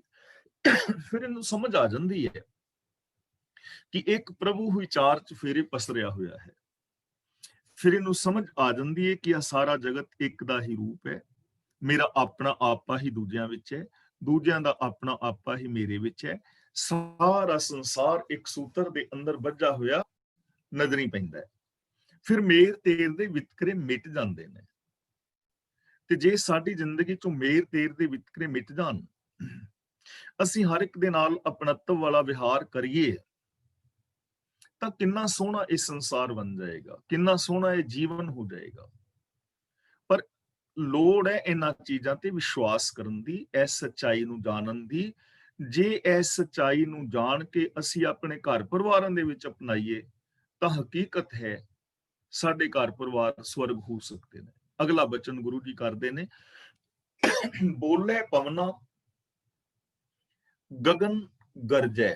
ਬੋਲੇ ਪਵਨਾ ਦਾ ਮਤਲਬ ਪ੍ਰਾਣ ਰੁਮਕਦੇ ਨੇ, ਭਾਵ ਫਿਰ ਇੱਕ ਚੰਗੀ ਜ਼ਿੰਦਗੀ ਦੀ ਲਹਿਰ ਚੱਲ ਪੈਂਦੀ ਹੈ। ਪਵਨ ਦਾ ਮਤਲਬ ਸਵਾਸ, ਬੋਲੇ ਪਵਨਾ ਦਾ ਮਤਲਬ ਹਰ ਸਵਾਸ ਦੇ ਨਾਲ ਫਿਰ ਬੰਦਾ ਸੱਚ ਹੀ ਬੋਲਦਾ ਹੈ, ਯਾਨੀ ਹਰ ਪਲ ਉਹ ਸੱਚ ਦੇ ਨਾਲ ਜੁੜ ਜਾਂਦਾ ਹੈ, ਸ਼ੁਭ ਗੁਣਾਂ ਦੇ ਨਾਲ ਜੁੜ ਜਾਂਦਾ ਹੈ। ਗਗਨ ਗਰਜੈ, ਗਗਨ ਦਾ ਅਰਥ ਆਕਾਸ਼ ਵੀ ਹੈ, ਗਗਨ ਦਾ ਅਰਥ ਮਨ ਵੀ ਹੈ, ਗਗਨ ਦਾ ਅਰਥ ਦਸਮ ਦੁਆਰ ਵੀ ਕੀਤਾ ਗਿਆ ਹੈ। ਤੇ ਗਗਨ ਸ਼ਬਦ ਰੱਬ ਵਾਸਤੇ ਵੀ ਆਇਆ ਹੈ ਪਾਵਨ ਬਾਣੀ ਦੇ ਅੰਦਰ। ਆਕਾਸ਼ ਗਗਨ ਪਾਤਾਲ ਗਗਨ ਹੈ, ਚਹੁੰ ਦਿਸ ਗਗਨ ਰਹਾਇਲੇ, ਉੱਥੇ ਗਗਨ ਦਾ ਅਰਥ ਰੱਬ ਹੈ। ਗਰਜੇ ਦਾ ਮਤਲਬ ਬੋਲਦਾ ਹੈ, ਅੰਦਰ ਗੱਜਦਾ ਹੈ। ਬੋਲੇ ਪਵਨਾ, ਜਦੋਂ ਬੰਦਾ ਸਵਾਸ ਸਵਾਸ ਸੱਚ ਬੋਲਦਾ ਹੈ, ਗਗਨ ਗਰਜੇ, ਅੰਦਰ ਫਿਰ ਰੱਬ ਗੱਜਦਾ ਹੈ, ਉਹਦੇ ਅੰਦਰ ਫਿਰ ਰੱਬ ਹੀ ਬੋਲਦਾ ਹੈ। ਸਮਝੋ ਰੱਬ ਹੀ ਬੋਲ ਰਿਹਾ ਹੈ। ਉਹਨੂੰ ਸਮਝ ਆ ਜਾਂਦੀ ਹੈ, ਸਭੈ ਘਟ ਰਾਮ ਬੋਲੇ, ਰਾਮਾ ਬੋਲੇ, ਰਾਮ ਬਿਨਾ ਕੋ ਬੋਲੇ ਰਹੇ।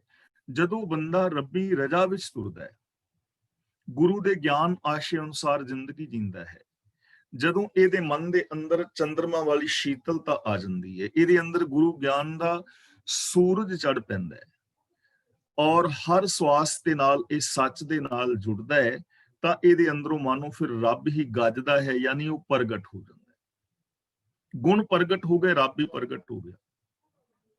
ਫਿਰ ਚਾਰ ਚਫੇਰੇ ਪ੍ਰਤਾਖੇ ਨੂੰ ਰੱਬ ਹੀ ਦਿਸਦਾ, ਗੱਜਦਾ ਦਿਸਦਾ ਚਾਰ ਚਫੇਰੇ। ਬੋਲੇ ਪਵਨਾ ਗਗਨ ਗਰਜੈ, ਜਦੋਂ ਸਵਾਸ ਸਵਾਸ ਦੇ ਨਾਲ ਇਹ ਪ੍ਰਭੂ ਦੀ ਸਿਫਤ ਸਲਾਹ ਕਰਦਾ ਹੈ, ਤਾਂ ਚਾਰ ਚਫੇਰੇ ਨੂੰ ਰੱਬ ਪ੍ਰਗਟ ਨਜ਼ਰੀ ਪੈਂਦਾ ਹੈ, ਇਹਦੇ ਆਪਣੇ ਅੰਦਰ ਨੂੰ ਰੱਬ ਨਜ਼ਰੀ ਪੈਂਦਾ ਹੈ। ਚਾਰ ਚਫੇਰੇ ਪ੍ਰਤਾਖ ਦੀ ਝਲਕ ਨਜ਼ਰੀ ਪੈਂਦੀ ਹੈ। ਦੇਖੋ ਹੁਣ ਕਿੰਨਾ ਆਸਾਨ ਕੰਮ ਹੈ। ਇਸ ਕਾਰਜ ਵਾਸਤੇ ਸਾਨੂੰ ਅੱਖਾਂ ਬੰਦ ਕਰਕੇ ਸਮਾਧੀਆਂ ਲਾਉਣ ਦੀ ਲੋੜ ਨਹੀਂ, ਸੰਸਾਰ ਘਰ ਔਰ ਗ੍ਰਸਤ ਤਿਆਗਣ ਦੀ ਜ਼ਰੂਰਤ ਨਹੀਂ, ਸਗੋਂ ਗੁਰੂ ਦੇ ਗਿਆਨ ਮੁਤਾਬਕ ਜ਼ਿੰਦਗੀ ਜੀਣ ਦੀ ਲੋੜ ਹੈ। ਮਨ ਬਚਨ ਔਰ ਕਰਮ ਕਰਕੇ ਸੱਚ ਦੇ ਧਾਰਨੀ ਹੋਣ ਦੀ ਲੋੜ ਹੈ। ਮਨ ਬਚਨ ਕਰਮ ਕਰਕੇ ਰੱਬੀ ਹੁਕਮ ਨੂੰ ਫੋਲੋ ਕਰਨ ਦੀ ਜ਼ਰੂਰਤ ਹੈ, ਹੁਕਮ ਰਜ਼ਾਈ ਚੱਲਣ ਦੀ ਜ਼ਰੂਰਤ ਹੈ। ਅਗਲਾ ਬਚਨ ਕਰਦੇ ਨੇ, ਨਾਨਕ ਨਿਹਚਲ ਮਿਲਣ ਸਹਿਜੇ। ਸਹਿਜੇ ਦਾ ਮਤਲਬ ਆਤਮਿਕ ਅਡੋਲਤਾ ਦੇ ਵਿੱਚ। हे ਨਾਨਕ, ਸਹਿਜ ਅਵਸਥਾ ਵਿੱਚ ਟਿਕਿਆ ਜੀਵ ਔਰ ਪ੍ਰਭੂ ਦਾ ਮਿਲਾਪ ਸਦਾ ਲਈ ਪੱਕਾ ਹੋ ਜਾਂਦਾ ਹੈ। ਸਹਿਜੇ ਦਾ ਮਤਲਬ ਆਤਮਿਕ ਅਡੋਲਤਾ, ਮਨ ਬਚਨ ਔਰ ਕਰਮ ਦੀ ਇਕਸਾਰਤਾ। ਜਦੋਂ ਮਨ ਬਚਨ ਔਰ ਕਰਮ ਦੇ ਨਾਲ ਬੰਦਾ ਸੱਚ ਦਾ ਧਾਰਨੀ ਹੋ ਜਾਂਦਾ ਨਾ, ਤਾਂ ਉਦੋਂ ਰੱਬ ਦਾ ਮਿਲਾਪ ਹੋ ਜਾਂਦਾ ਸਦਾ ਲਈ। ਹੁਣ ਦੇਖੋ ਕਿੰਨੀ ਵੱਡੀ ਮਨੁੱਖ ਦੀ ਜੋ ਸਮੱਸਿਆ ਹੈ ਉਹ ਹੱਲ ਹੋ ਰਹੀ ਹੈ ਰੱਬ ਦੇ ਮਿਲਾਪ ਬਾਰੇ, ਔਰ ਇਹ ਸਾਨੂੰ ਸਪਸ਼ਟ ਕਰ ਲੈਣਾ ਚਾਹੀਦਾ ਹੈ। ਹੁਣ ਰੱਬ ਦੇ ਮਿਲਾਪ ਬਾਰੇ ਕਿੰਨੇ ਭਰਮ ਭੁਲੇਖੇ ਪਾਏ ਗਏ ਨੇ ਨਾ, ਕਿ ਤੁਹਾਡੇ ਅੰਦਰ ਜੋਤ ਜਗੇਗੀ, ਉਹ ਜੋਤ ਦਿਸੇਗੀ ਅੱਗ ਵਰਗੀ, ਜਗਦੀ ਦੀਵੇ ਵਰਗੀ। ਕੋਈ ਕਹਿੰਦਾ ਅੰਦਰ ਤੁਹਾਡੇ ਚਾਨਣਾ ਹੋਏਗਾ, ਕੋਈ ਕਹਿੰਦਾ ਤੁਹਾਡੇ ਅੰਦਰ ਬੰਸਰੀ ਵੱਜੇਗੀ, 5 ਸੰਗੀਤਕ ਸ਼ਬਦ ਹੋਣਗੇ, ਕੋਈ ਕਹਿੰਦਾ ਜੀ ਫਲਾਣਾ ਕਮਰਾ ਤੁਹਾਡਾ ਭਰ ਜਾਏਗਾ, ਕੋਈ ਕਹਿੰਦਾ ਜਦੋਂ ਤੁਸੀਂ ਸਮਾਧੀ ਲਾਓਗੇ ਤੇ ਤੁਸੀਂ ਉੱਡ ਕੇ ਛੱਤ ਦੇ ਨਾਲ ਲੱਗ ਜਾਓਗੇ। ਤੇ ਮੈਂ ਕਿਹਾ ਕਿ ਛਾਤੀ ਨਾਲ ਡਾ ਕੇ ਲੈ ਜਾਏ। ਤਾਂ ਕਹਿਣ ਤੋਂ ਮੁਰਾਦ ਹੈ ਹੁਣ ਰੱਬ ਦਾ ਮਿਲਾਪ ਕੀ ਇਹ ਨਾਨਕ ਨਿਹਚਲ ਮਿਲਣ ਸਹਿਜੇ। ਸਹਿਜੇ ਦਾ ਮਤਲਬ ਆਤਮਕ ਅਡੋਲਤਾ। ਆਤਮਕ ਅਡੋਲਤਾ ਜਾਂ ਸਹਿਜ ਦਾ ਮਤਲਬ ਹੈ ਮਨ ਬਚਨ ਔਰ ਕਰਮ ਕਰਕੇ ਸੱਚ ਦੇ ਧਾਰਨੀ ਹੋਣਾ। ਮਨ ਬਚਨ ਕਰਮ ਕਰਕੇ ਰੱਬੀ ਗੁਣਾ ਦੇ ਧਾਰਨੀ ਹੋਣਾ। ਤਾਂ ਫਿਰ ਰੱਬ ਦਾ ਮਿਲਾਪ ਹੋ ਜਾਏਗਾ ਸਦਾ ਲਈ, ਯਾਨੀ ਸੱਚ ਦੇ ਨਾਲ ਮਿਲ ਜਾਣਾ ਹੀ ਰੱਬ ਦੇ ਨਾਲ ਮਿਲ ਜਾਣਾ ਹੈ। ਸੁਰਤ ਦਾ ਸੱਚ ਵਿੱਚ ਲੀਨ ਹੋ ਜਾਣਾ ਹੀ ਰੱਬ ਵਿੱਚ ਲੀਨਤਾ ਹੈ। ਅੰਦਰੋਂ ਰੱਬੀ ਗੁਣਾ ਨੂੰ ਪ੍ਰਗਟ ਕਰ ਲੈਣਾ ਹੀ ਰੱਬ ਦਾ ਪ੍ਰਗਟ ਹੋ ਜਾਣਾ ਹੈ। ਜੇ ਇਹ ਬੰਦੇ ਨੂੰ ਗੱਲ ਸਮਝ ਆ ਜਾਏ ਔਰ ਇਹਦੇ ਤੇ ਵਿਸ਼ਵਾਸ ਕਰ ਲਵੇ ਤਾਂ ਦੇਖੋ ਕਿੰਨਾ ਸੌਖਾ ਜੀਵਨ ਹੋ ਗਿਆ, ਕਿੰਨਾ ਸੌਖਾ ਰੱਬ ਦਾ ਮਿਲਾਪ। ਔਰ ਸੱਚ ਹਰ ਥਾਂ ਤੇ ਪਸਰਿਆ ਹੋਇਆ ਹੈ। ਸੱਚ ਹਰ ਇਨਸਾਨ ਦੇ ਅੰਦਰ ਹੈ, ਮੇਰੇ ਅੰਦਰ ਵੀ, ਤੁਹਾਡੇ ਅੰਦਰ ਵੀ, ਹਰ ਜੀਵ ਜੰਤ ਦੇ ਅੰਦਰ, ਹਰ ਥਾਂ ਤੇ, ਹਰ ਸਮੇਂ। ਹਾਂ, ਇਹ ਗੱਲ ਵੱਖਰੀ ਹੈ ਕਿ ਅਸੀਂ ਸੱਚ ਬੋਲਦੇ ਨਹੀਂ, ਇਹ ਸਾਡੀ ਸਮੱਸਿਆ ਹੈ। ਸੱਚ ਹੈ ਹਰ ਇਨਸਾਨ ਦੇ ਅੰਦਰ, ਹਰ ਇੱਕ ਨੂੰ ਪਤਾ ਹੈ। ਜਦੋਂ ਅਸੀਂ ਝੂਠ ਬੋਲਦੇ ਹਾਂ ਨਾ ਛੋਟੇ ਛੋਟੇ, ਤਾਂ ਉਦੋਂ ਸਾਨੂੰ ਪਤਾ ਹੁੰਦਾ ਹੈ ਅਸੀਂ ਝੂਠ ਬੋਲ ਰਹੇ ਹਾਂ। ਉਦੋਂ ਅਸੀਂ ਰੱਬ ਨਾਲੋਂ ਟੁੱਟ ਜਾਂਦੇ ਹਾਂ। ਸੱਚ ਨਾਲੋਂ ਟੁੱਟਣਾ ਰੱਬ ਨਾਲੋਂ ਟੁੱਟਣਾ। ਬੰਦੇ ਦੇ ਕੋਲ ਹਰ ਵੇਲੇ ਮੌਕੇ ਨੇ ਰੱਬ ਦੇ ਨਾਲ ਮਿਲਣ ਦੇ, ਪਰ ਬੰਦਾ ਹਰ ਵੇਲੇ ਉਹ ਮੌਕੇ ਗਵਾ ਲੈਂਦਾ ਹੈ। ਸਾਹਮਣੇ ਕੋਈ ਇਨਸਾਨ ਨਜ਼ਰ ਨਹੀਂ ਆਇਆ, ਮੇਰੇ ਕੋਲ ਮੌਕਾ ਹੈ ਉਹਨੂੰ ਰੱਬ ਦਾ ਰੂਪ ਸਮਝ ਕੇ ਉਹਦੇ ਨਾਲ ਫਤਿਹ ਬੁਲਾਵਾਂ, ਉਹਦੇ ਨਾਲ ਪਿਆਰ ਵਾਲਾ ਵਰਤਾਵ ਕਰਾਂ, ਇਹ ਮੌਕਾ ਹੈ। ਪਰ ਮੈਂ ਉਹ ਮੌਕਾ ਗਵਾ ਲੈਣਾ, ਮੈਂ ਈਰਖਾ ਕਰਦਾ ਵਾਂ, ਮੈਂ ਹੰਕਾਰ ਸਮਝ ਕੇ ਉਹਨੂੰ ਨੀਵਾਂ ਵਿਖਾ ਦਿੰਦਾ, ਤਾਂ ਮੈਂ ਮੌਕਾ ਗਵਾ ਲਿਆ। ਕੋਈ ਕਿਸੇ ਦੀ ਵਸਤੂ ਚੋਰੀ ਚੁੱਕਣ ਦਾ ਮੌਕਾ ਮੇਰੇ ਕੋਲ ਸੀ ਤੇ ਮੈਂ ਕੋਈ ਚੀਜ਼ ਚੋਰੀ ਕਰ ਲਈ, ਤਾਂ ਮੈਂ ਰੱਬ ਦੇ ਨਾਲ ਮਿਲਣ ਦਾ ਮੌਕਾ ਗਵਾ ਲਿਆ ਨਾ, ਕਿਉਂਕਿ ਮੈਂ ਸੱਚ ਨਾਲੋਂ ਟੁੱਟ ਗਿਆ, ਬੇਗਾਨਾ ਹੱਕ ਖਾ ਲਿਆ, ਗੁਨਾਹ ਨਾਲੋਂ ਟੁੱਟ ਗਿਆ। ਤੇ ਜੇ ਮੌਕਾ ਹੁੰਦਿਆਂ ਵੀ ਮੈਂ ਚੋਰੀ ਨਾ ਕਰਾਂ, ਅੰਦਰ ਵਿਚਾਰ ਵੀ ਪੈਦਾ ਨਾ ਹੋਵੇ, ਇਹਦਾ ਮਤਲਬ ਮੈਂ ਆਪਣਾ ਮੌਕਾ ਸਾਂਭ ਲਿਆ। ਬੇਗਾਨਾ ਹੱਕ ਖਾਦਾ ਕਿਸੇ ਵੀ ਢੰਗ ਨਾਲ, ਤਾਂ ਮੈਂ ਰੱਬ ਦੇ ਨਾਲ ਮਿਲਣ ਦਾ ਮੌਕਾ ਗਵਾ ਲਿਆ। ਤੇ ਜੇ ਮੈਂ ਆਪਣਾ ਹੱਕ ਖਾਣਾ ਤਾਂ ਮੈਂ ਰੱਬ ਦੇ ਨਾਲ ਮਿਲਿਆ ਹੋਇਆ ਹਾਂ। ਸਿੰਪਲ ਗੱਲ ਹੈ, ਸਾਧਾਰਨ ਸੌਖੀ ਗੱਲ ਹੈ, ਲੇਕਿਨ ਬੰਦਾ ਉਲਝਿਆ ਹੋਇਆ ਹੈ। ਤਾਂ ਗੁਰੂ ਜੀ ਕਹਿੰਦੇ ਨੇ, ਹੇ ਜੋਗਿਓ, ਜਦੋਂ ਬੰਦਾ ਰੱਬੀ ਗੁਣਾਂ ਦੇ ਨਾਲ ਜੁੜ ਜਾਂਦਾ ਹੈ, ਆਤਮਕ ਅਡੋਲਤਾ ਵਿੱਚ ਟਿਕਦਾ ਹੈ, ਮਨ ਬਚਨ ਕਰਮ ਕਰਕੇ ਸੱਚ ਦਾ ਧਾਰਨੀ ਹੁੰਦਾ ਹੈ, ਤਾਂ ਬੜੇ ਆਰਾਮ ਦੇ ਨਾਲ ਸਦਾ ਵਾਸਤੇ ਰੱਬ ਦੇ ਨਾਲ ਮਿਲ ਜਾਂਦਾ ਹੈ। ਆਪਣੀ ਸੋਚ ਨੂੰ ਗੁਣਾਂ ਦੇ ਵਿੱਚ ਮਿਲਾਣਾ ਹੀ ਰੱਬ ਦਾ ਮਿਲਾਪ, ਔਰ ਸਦਾ ਵਾਸਤੇ ਸੋਚ ਮਿਲ ਗਈ, ਸਦਾ ਵਾਸਤੇ ਰੱਬ ਦਾ ਮਿਲਾਪ ਹੋ ਗਿਆ। ਸਿੰਪਲ ਗੱਲ ਹੈ। ਅਗਲਾ ਬਚਨ ਕਰਦੇ ਨੇ, ਅੰਤਰ ਸੁੰਨਮ ਬਾਹਰ ਸੁੰਨਮ ਤ੍ਰਿਪਵਨ ਸੁੰਨ ਮਸੁੰਨਮ। ਹੁਣ ਇੱਥੇ ਸੁਣ ਨੂੰ ਸਮਝਣਾ ਹੈ। ਸੁਣ ਦਾ ਇਹ ਮਤਲਬ ਨਹੀਂ ਨੌਨ ਬੀਇੰਗ ਦੀ ਅਵਸਥਾ ਨਹੀਂ ਹੈ। ਇਹ ਕਈ ਵਾਰੀ ਸੁਣ ਉਹਨੂੰ ਕਹਿੰਦੇ ਨੇ ਵੀ ਜਿੱਥੇ ਕੁਝ ਵੀ ਨਾ ਹੋਵੇ। ਤਾਂ ਇਹ ਗੱਲ ਸਮਝਣ ਵਾਲੀ ਹੈ ਕਿ ਕੁਝ ਵੀ ਨਾ ਦੇ ਵਿੱਚੋਂ ਕੁਝ ਪ੍ਰਗਟ ਨਹੀਂ ਹੋ ਸਕਦਾ। ਕੁਝ ਵੀ ਨਾ ਦੇ ਵਿੱਚੋਂ ਕੁਝ ਪ੍ਰਗਟ ਨਹੀਂ ਹੋ ਸਕਦਾ। ਜੇ ਸਾਨੂੰ ਇਹ ਵੀ ਗੱਲ ਸਮਝ ਆ ਜਾਏ, ਫਿਰ ਵੀ ਸਾਨੂੰ ਇਹ ਸਮਝ ਆ ਜਾਏਗੀ ਕਿ ਕਰਾਮਾਤਾਂ ਕੁਝ ਨਹੀਂ ਹੁੰਦੀਆਂ, ਕਿਉਂਕਿ ਜਿੱਥੇ ਕੁਝ ਨਹੀਂ ਹੈ ਉੱਥੋਂ ਕੁਝ ਪ੍ਰਗਟ ਨਹੀਂ ਹੋ ਸਕਦਾ। ਤਾਂ ਸੁਣ ਦਾ ਮਤਲਬ ਨੌਨ ਬੀਇੰਗ ਦੀ ਅਵਸਥਾ ਨਹੀਂ ਹੈ। ਇੱਥੇ ਸੁਣ ਦਾ ਮਤਲਬ ਹੈ ਜਿੱਥੇ ਵਿਕਾਰ ਨਹੀਂ, ਜਿੱਥੇ ਮਾਇਆ ਦੇ 3 ਗੁਣ ਨਹੀਂ, ਉਹਨਾਂ ਦੀ ਗੱਲ ਹੈ। ਨਿਰਗੁਣ ਸਰੂਪ, ਜਿੱਥੇ ਮਾਇਆ ਵਾਲੇ 3 ਗੁਣ ਨਹੀਂ, ਇਹ ਉਹਦੀ ਗੱਲ ਹੈ। ਨਿਰਗੁਣ ਸਰੂਪ ਉਹ ਪ੍ਰਭੂ ਜਿਸ ਵਿੱਚ ਮਾਇਆ ਵਾਲੇ ਫੁਰਨੇ ਨਹੀਂ ਉੱਠਦੇ।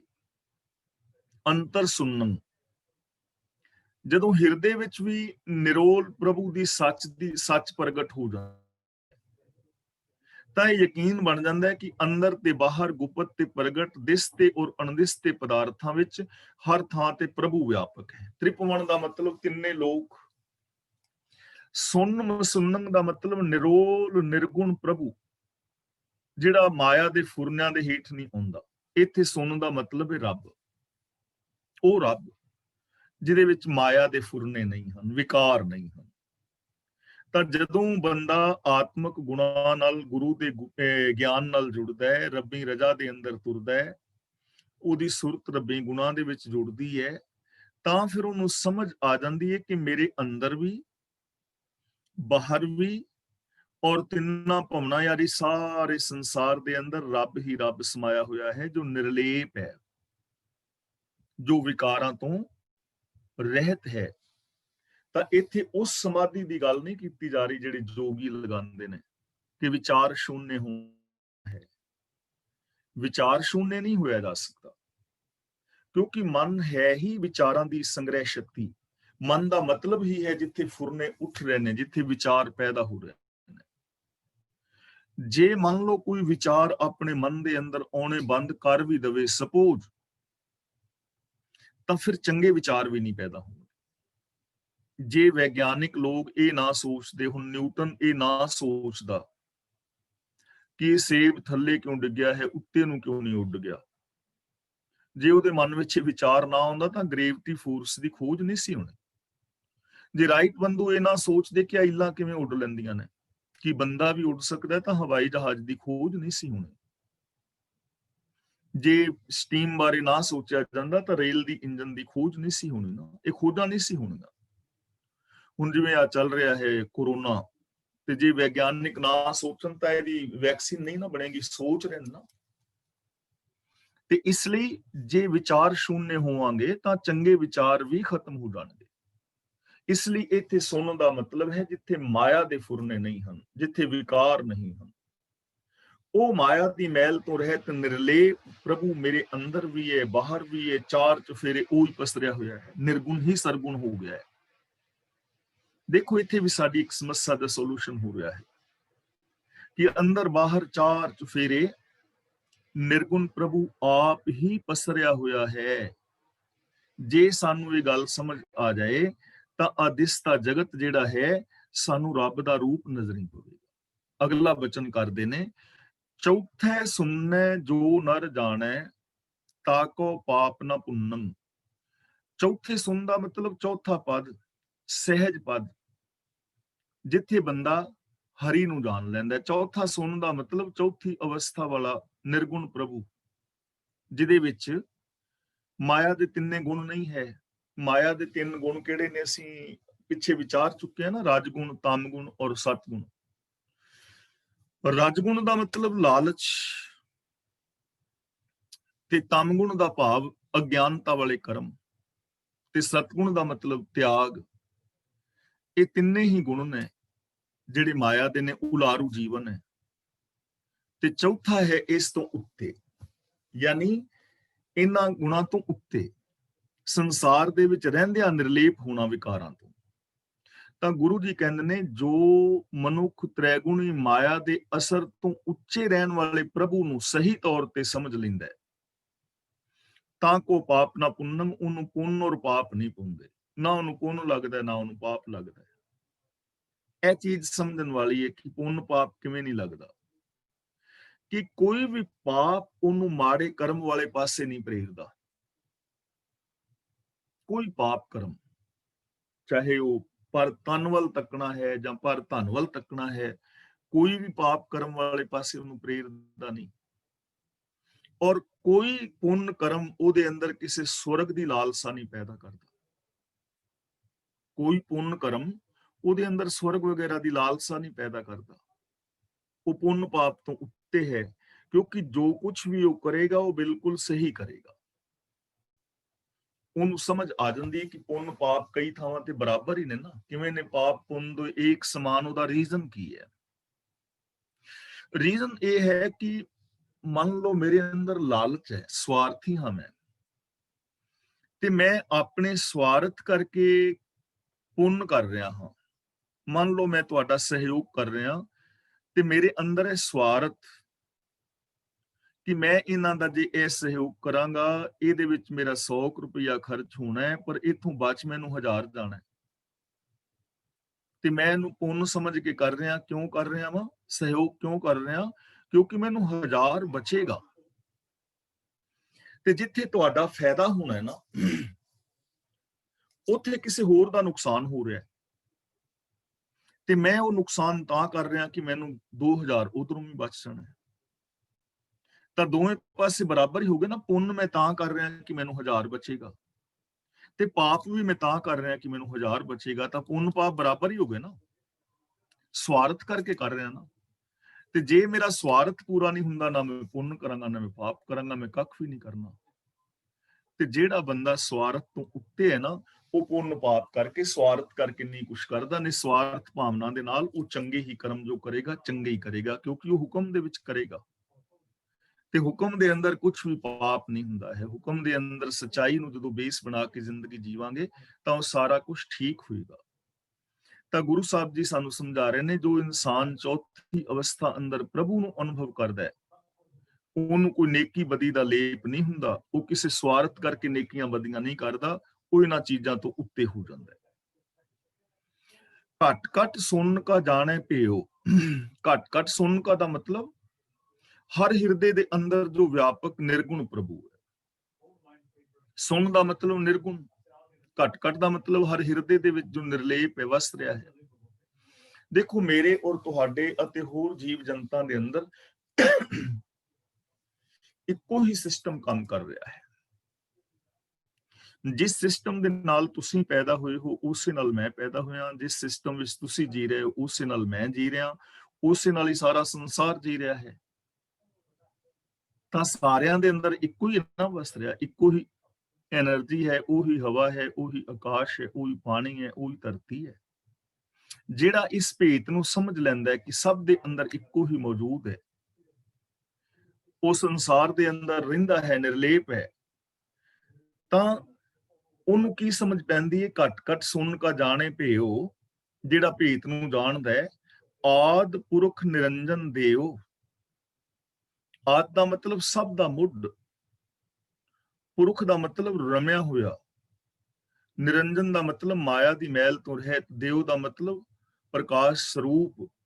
ਉਹ ਉਸ ਪ੍ਰਕਾਸ਼ ਸਰੂਪ ਰੱਬ ਦਾ ਹੀ ਰੂਪ ਹੋ ਜਾਂਦਾ ਹੈ, ਜੋ ਸਾਰਿਆਂ ਦੇ ਵਿੱਚ ਉਹਨੂੰ ਜਾਣ ਲੈਂਦਾ ਹੈ, ਜੋ ਰੱਬੀ ਰਜ਼ਾ ਵਿੱਚ ਤੁਰਦਾ ਹੈ, ਜੋ ਰੱਬੀ ਗੁਣਾਂ ਦਾ ਧਾਰਨੀ ਹੋ ਜਾਂਦਾ ਹੈ, ਜਿਹਦੇ ਅੰਦਰ ਗਿਆਨ ਦਾ ਸੂਰਜ ਚਮਕ ਪੈਂਦਾ, ਜੋ ਅਸੀਂ ਪਿੱਛੇ ਵਿਚਾਰ ਕਰ ਰਹੇ ਹਾਂ, ਜਿਹਦੇ ਅੰਦਰ ਉਹ ਸਾਰੇ ਗੁਣ ਆ ਜਾਂਦੇ ਨੇ, ਤਾਂ ਇਹ ਜੋਗੀ ਜਨੋ ਉਹ ਰੱਬ ਦਾ ਹੀ ਰੂਪ ਹੋ ਜਾਂਦਾ। ਆਦਿ ਪੁਰਖ ਨਿਰੰਜਨ ਦੇਵ, ਉਸੇ ਦਾ ਰੂਪ ਹੋ ਜਾਂਦਾ ਹੈ।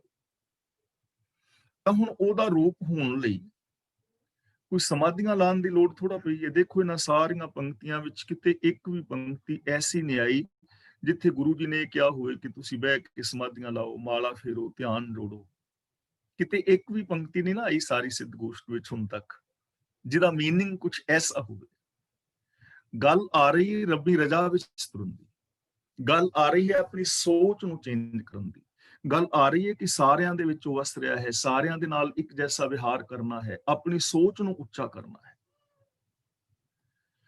ਜੋ ਜਨ ਨਾਮ ਨਿਰੰਜਨ ਰਾਤਾ, ਨਾਮ ਦਾ ਮਤਲਬ ਹੁਕਮ, ਜੋ ਜਨ ਦਾ ਮਤਲਬ ਜਿਹੜਾ ਇਨਸਾਨ, ਨਿਰੰਜਨ ਦਾ ਮਤਲਬ ਮਾਇਆ ਦੀ ਮੈਲ ਤੋਂ ਰਹਿਤ।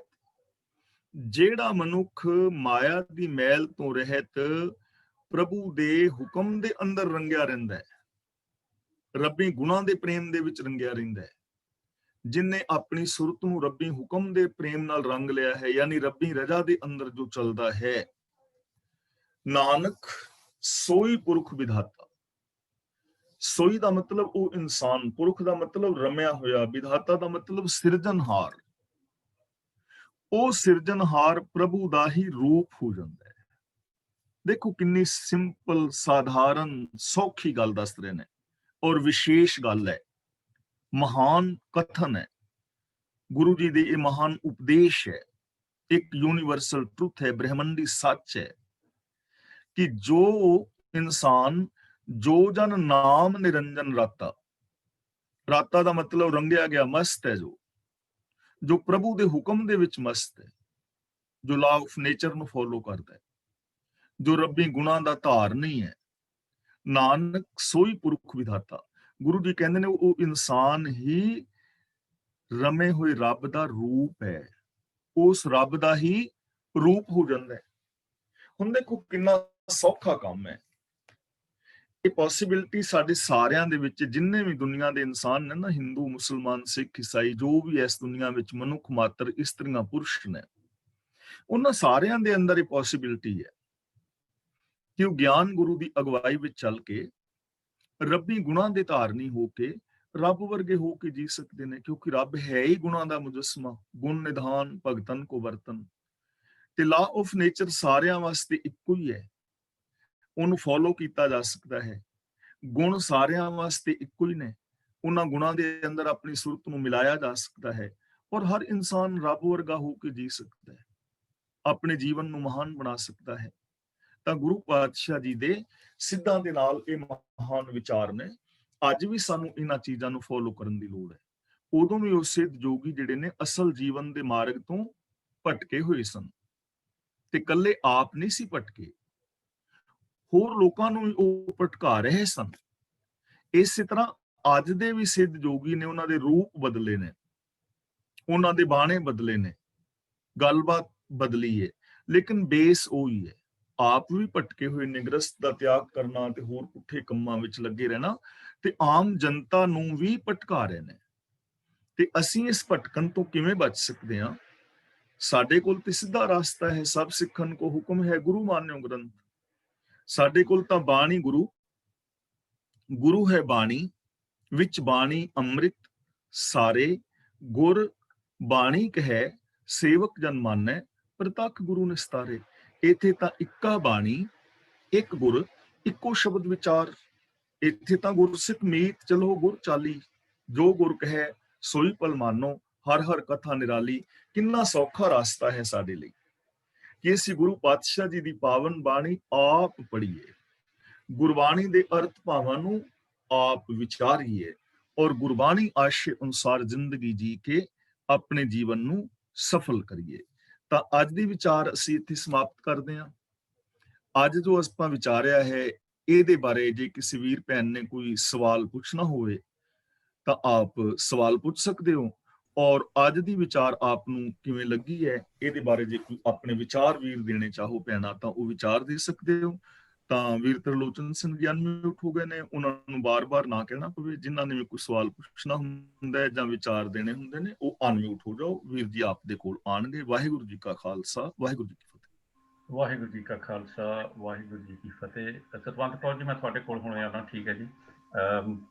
ਹਾਂਜੀ, ਆਪ ਜੀ ਨੇ ਸਾਰਿਆਂ ਨੇ ਸੁਣ ਹੀ ਲਿਆ ਜੀ ਅੱਜ ਦੀ ਕਥਾ, ਤੇ ਉਹਦੇ ਵਿੱਚ ਜਿਹੜੀ ਵੀ ਕਥਾ ਦੇ ਵਿੱਚ ਤੁਹਾਨੂੰ ਕੋਈ ਸਵਾਲ ਜਵਾਬ ਹੈਗਾ ਜੀ, ਤੁਸੀਂ ਅਨਮਿਊਟ ਹੋ ਕੇ ਤੁਸੀਂ ਕਰ ਸਕਦੇ ਗਿਆਨੀ ਜੀ ਦੇ ਨਾਲ, ਤੇ ਆਪਣੇ ਵਿਚਾਰ ਵੀ ਦੇ ਸਕਦੇ ਆ।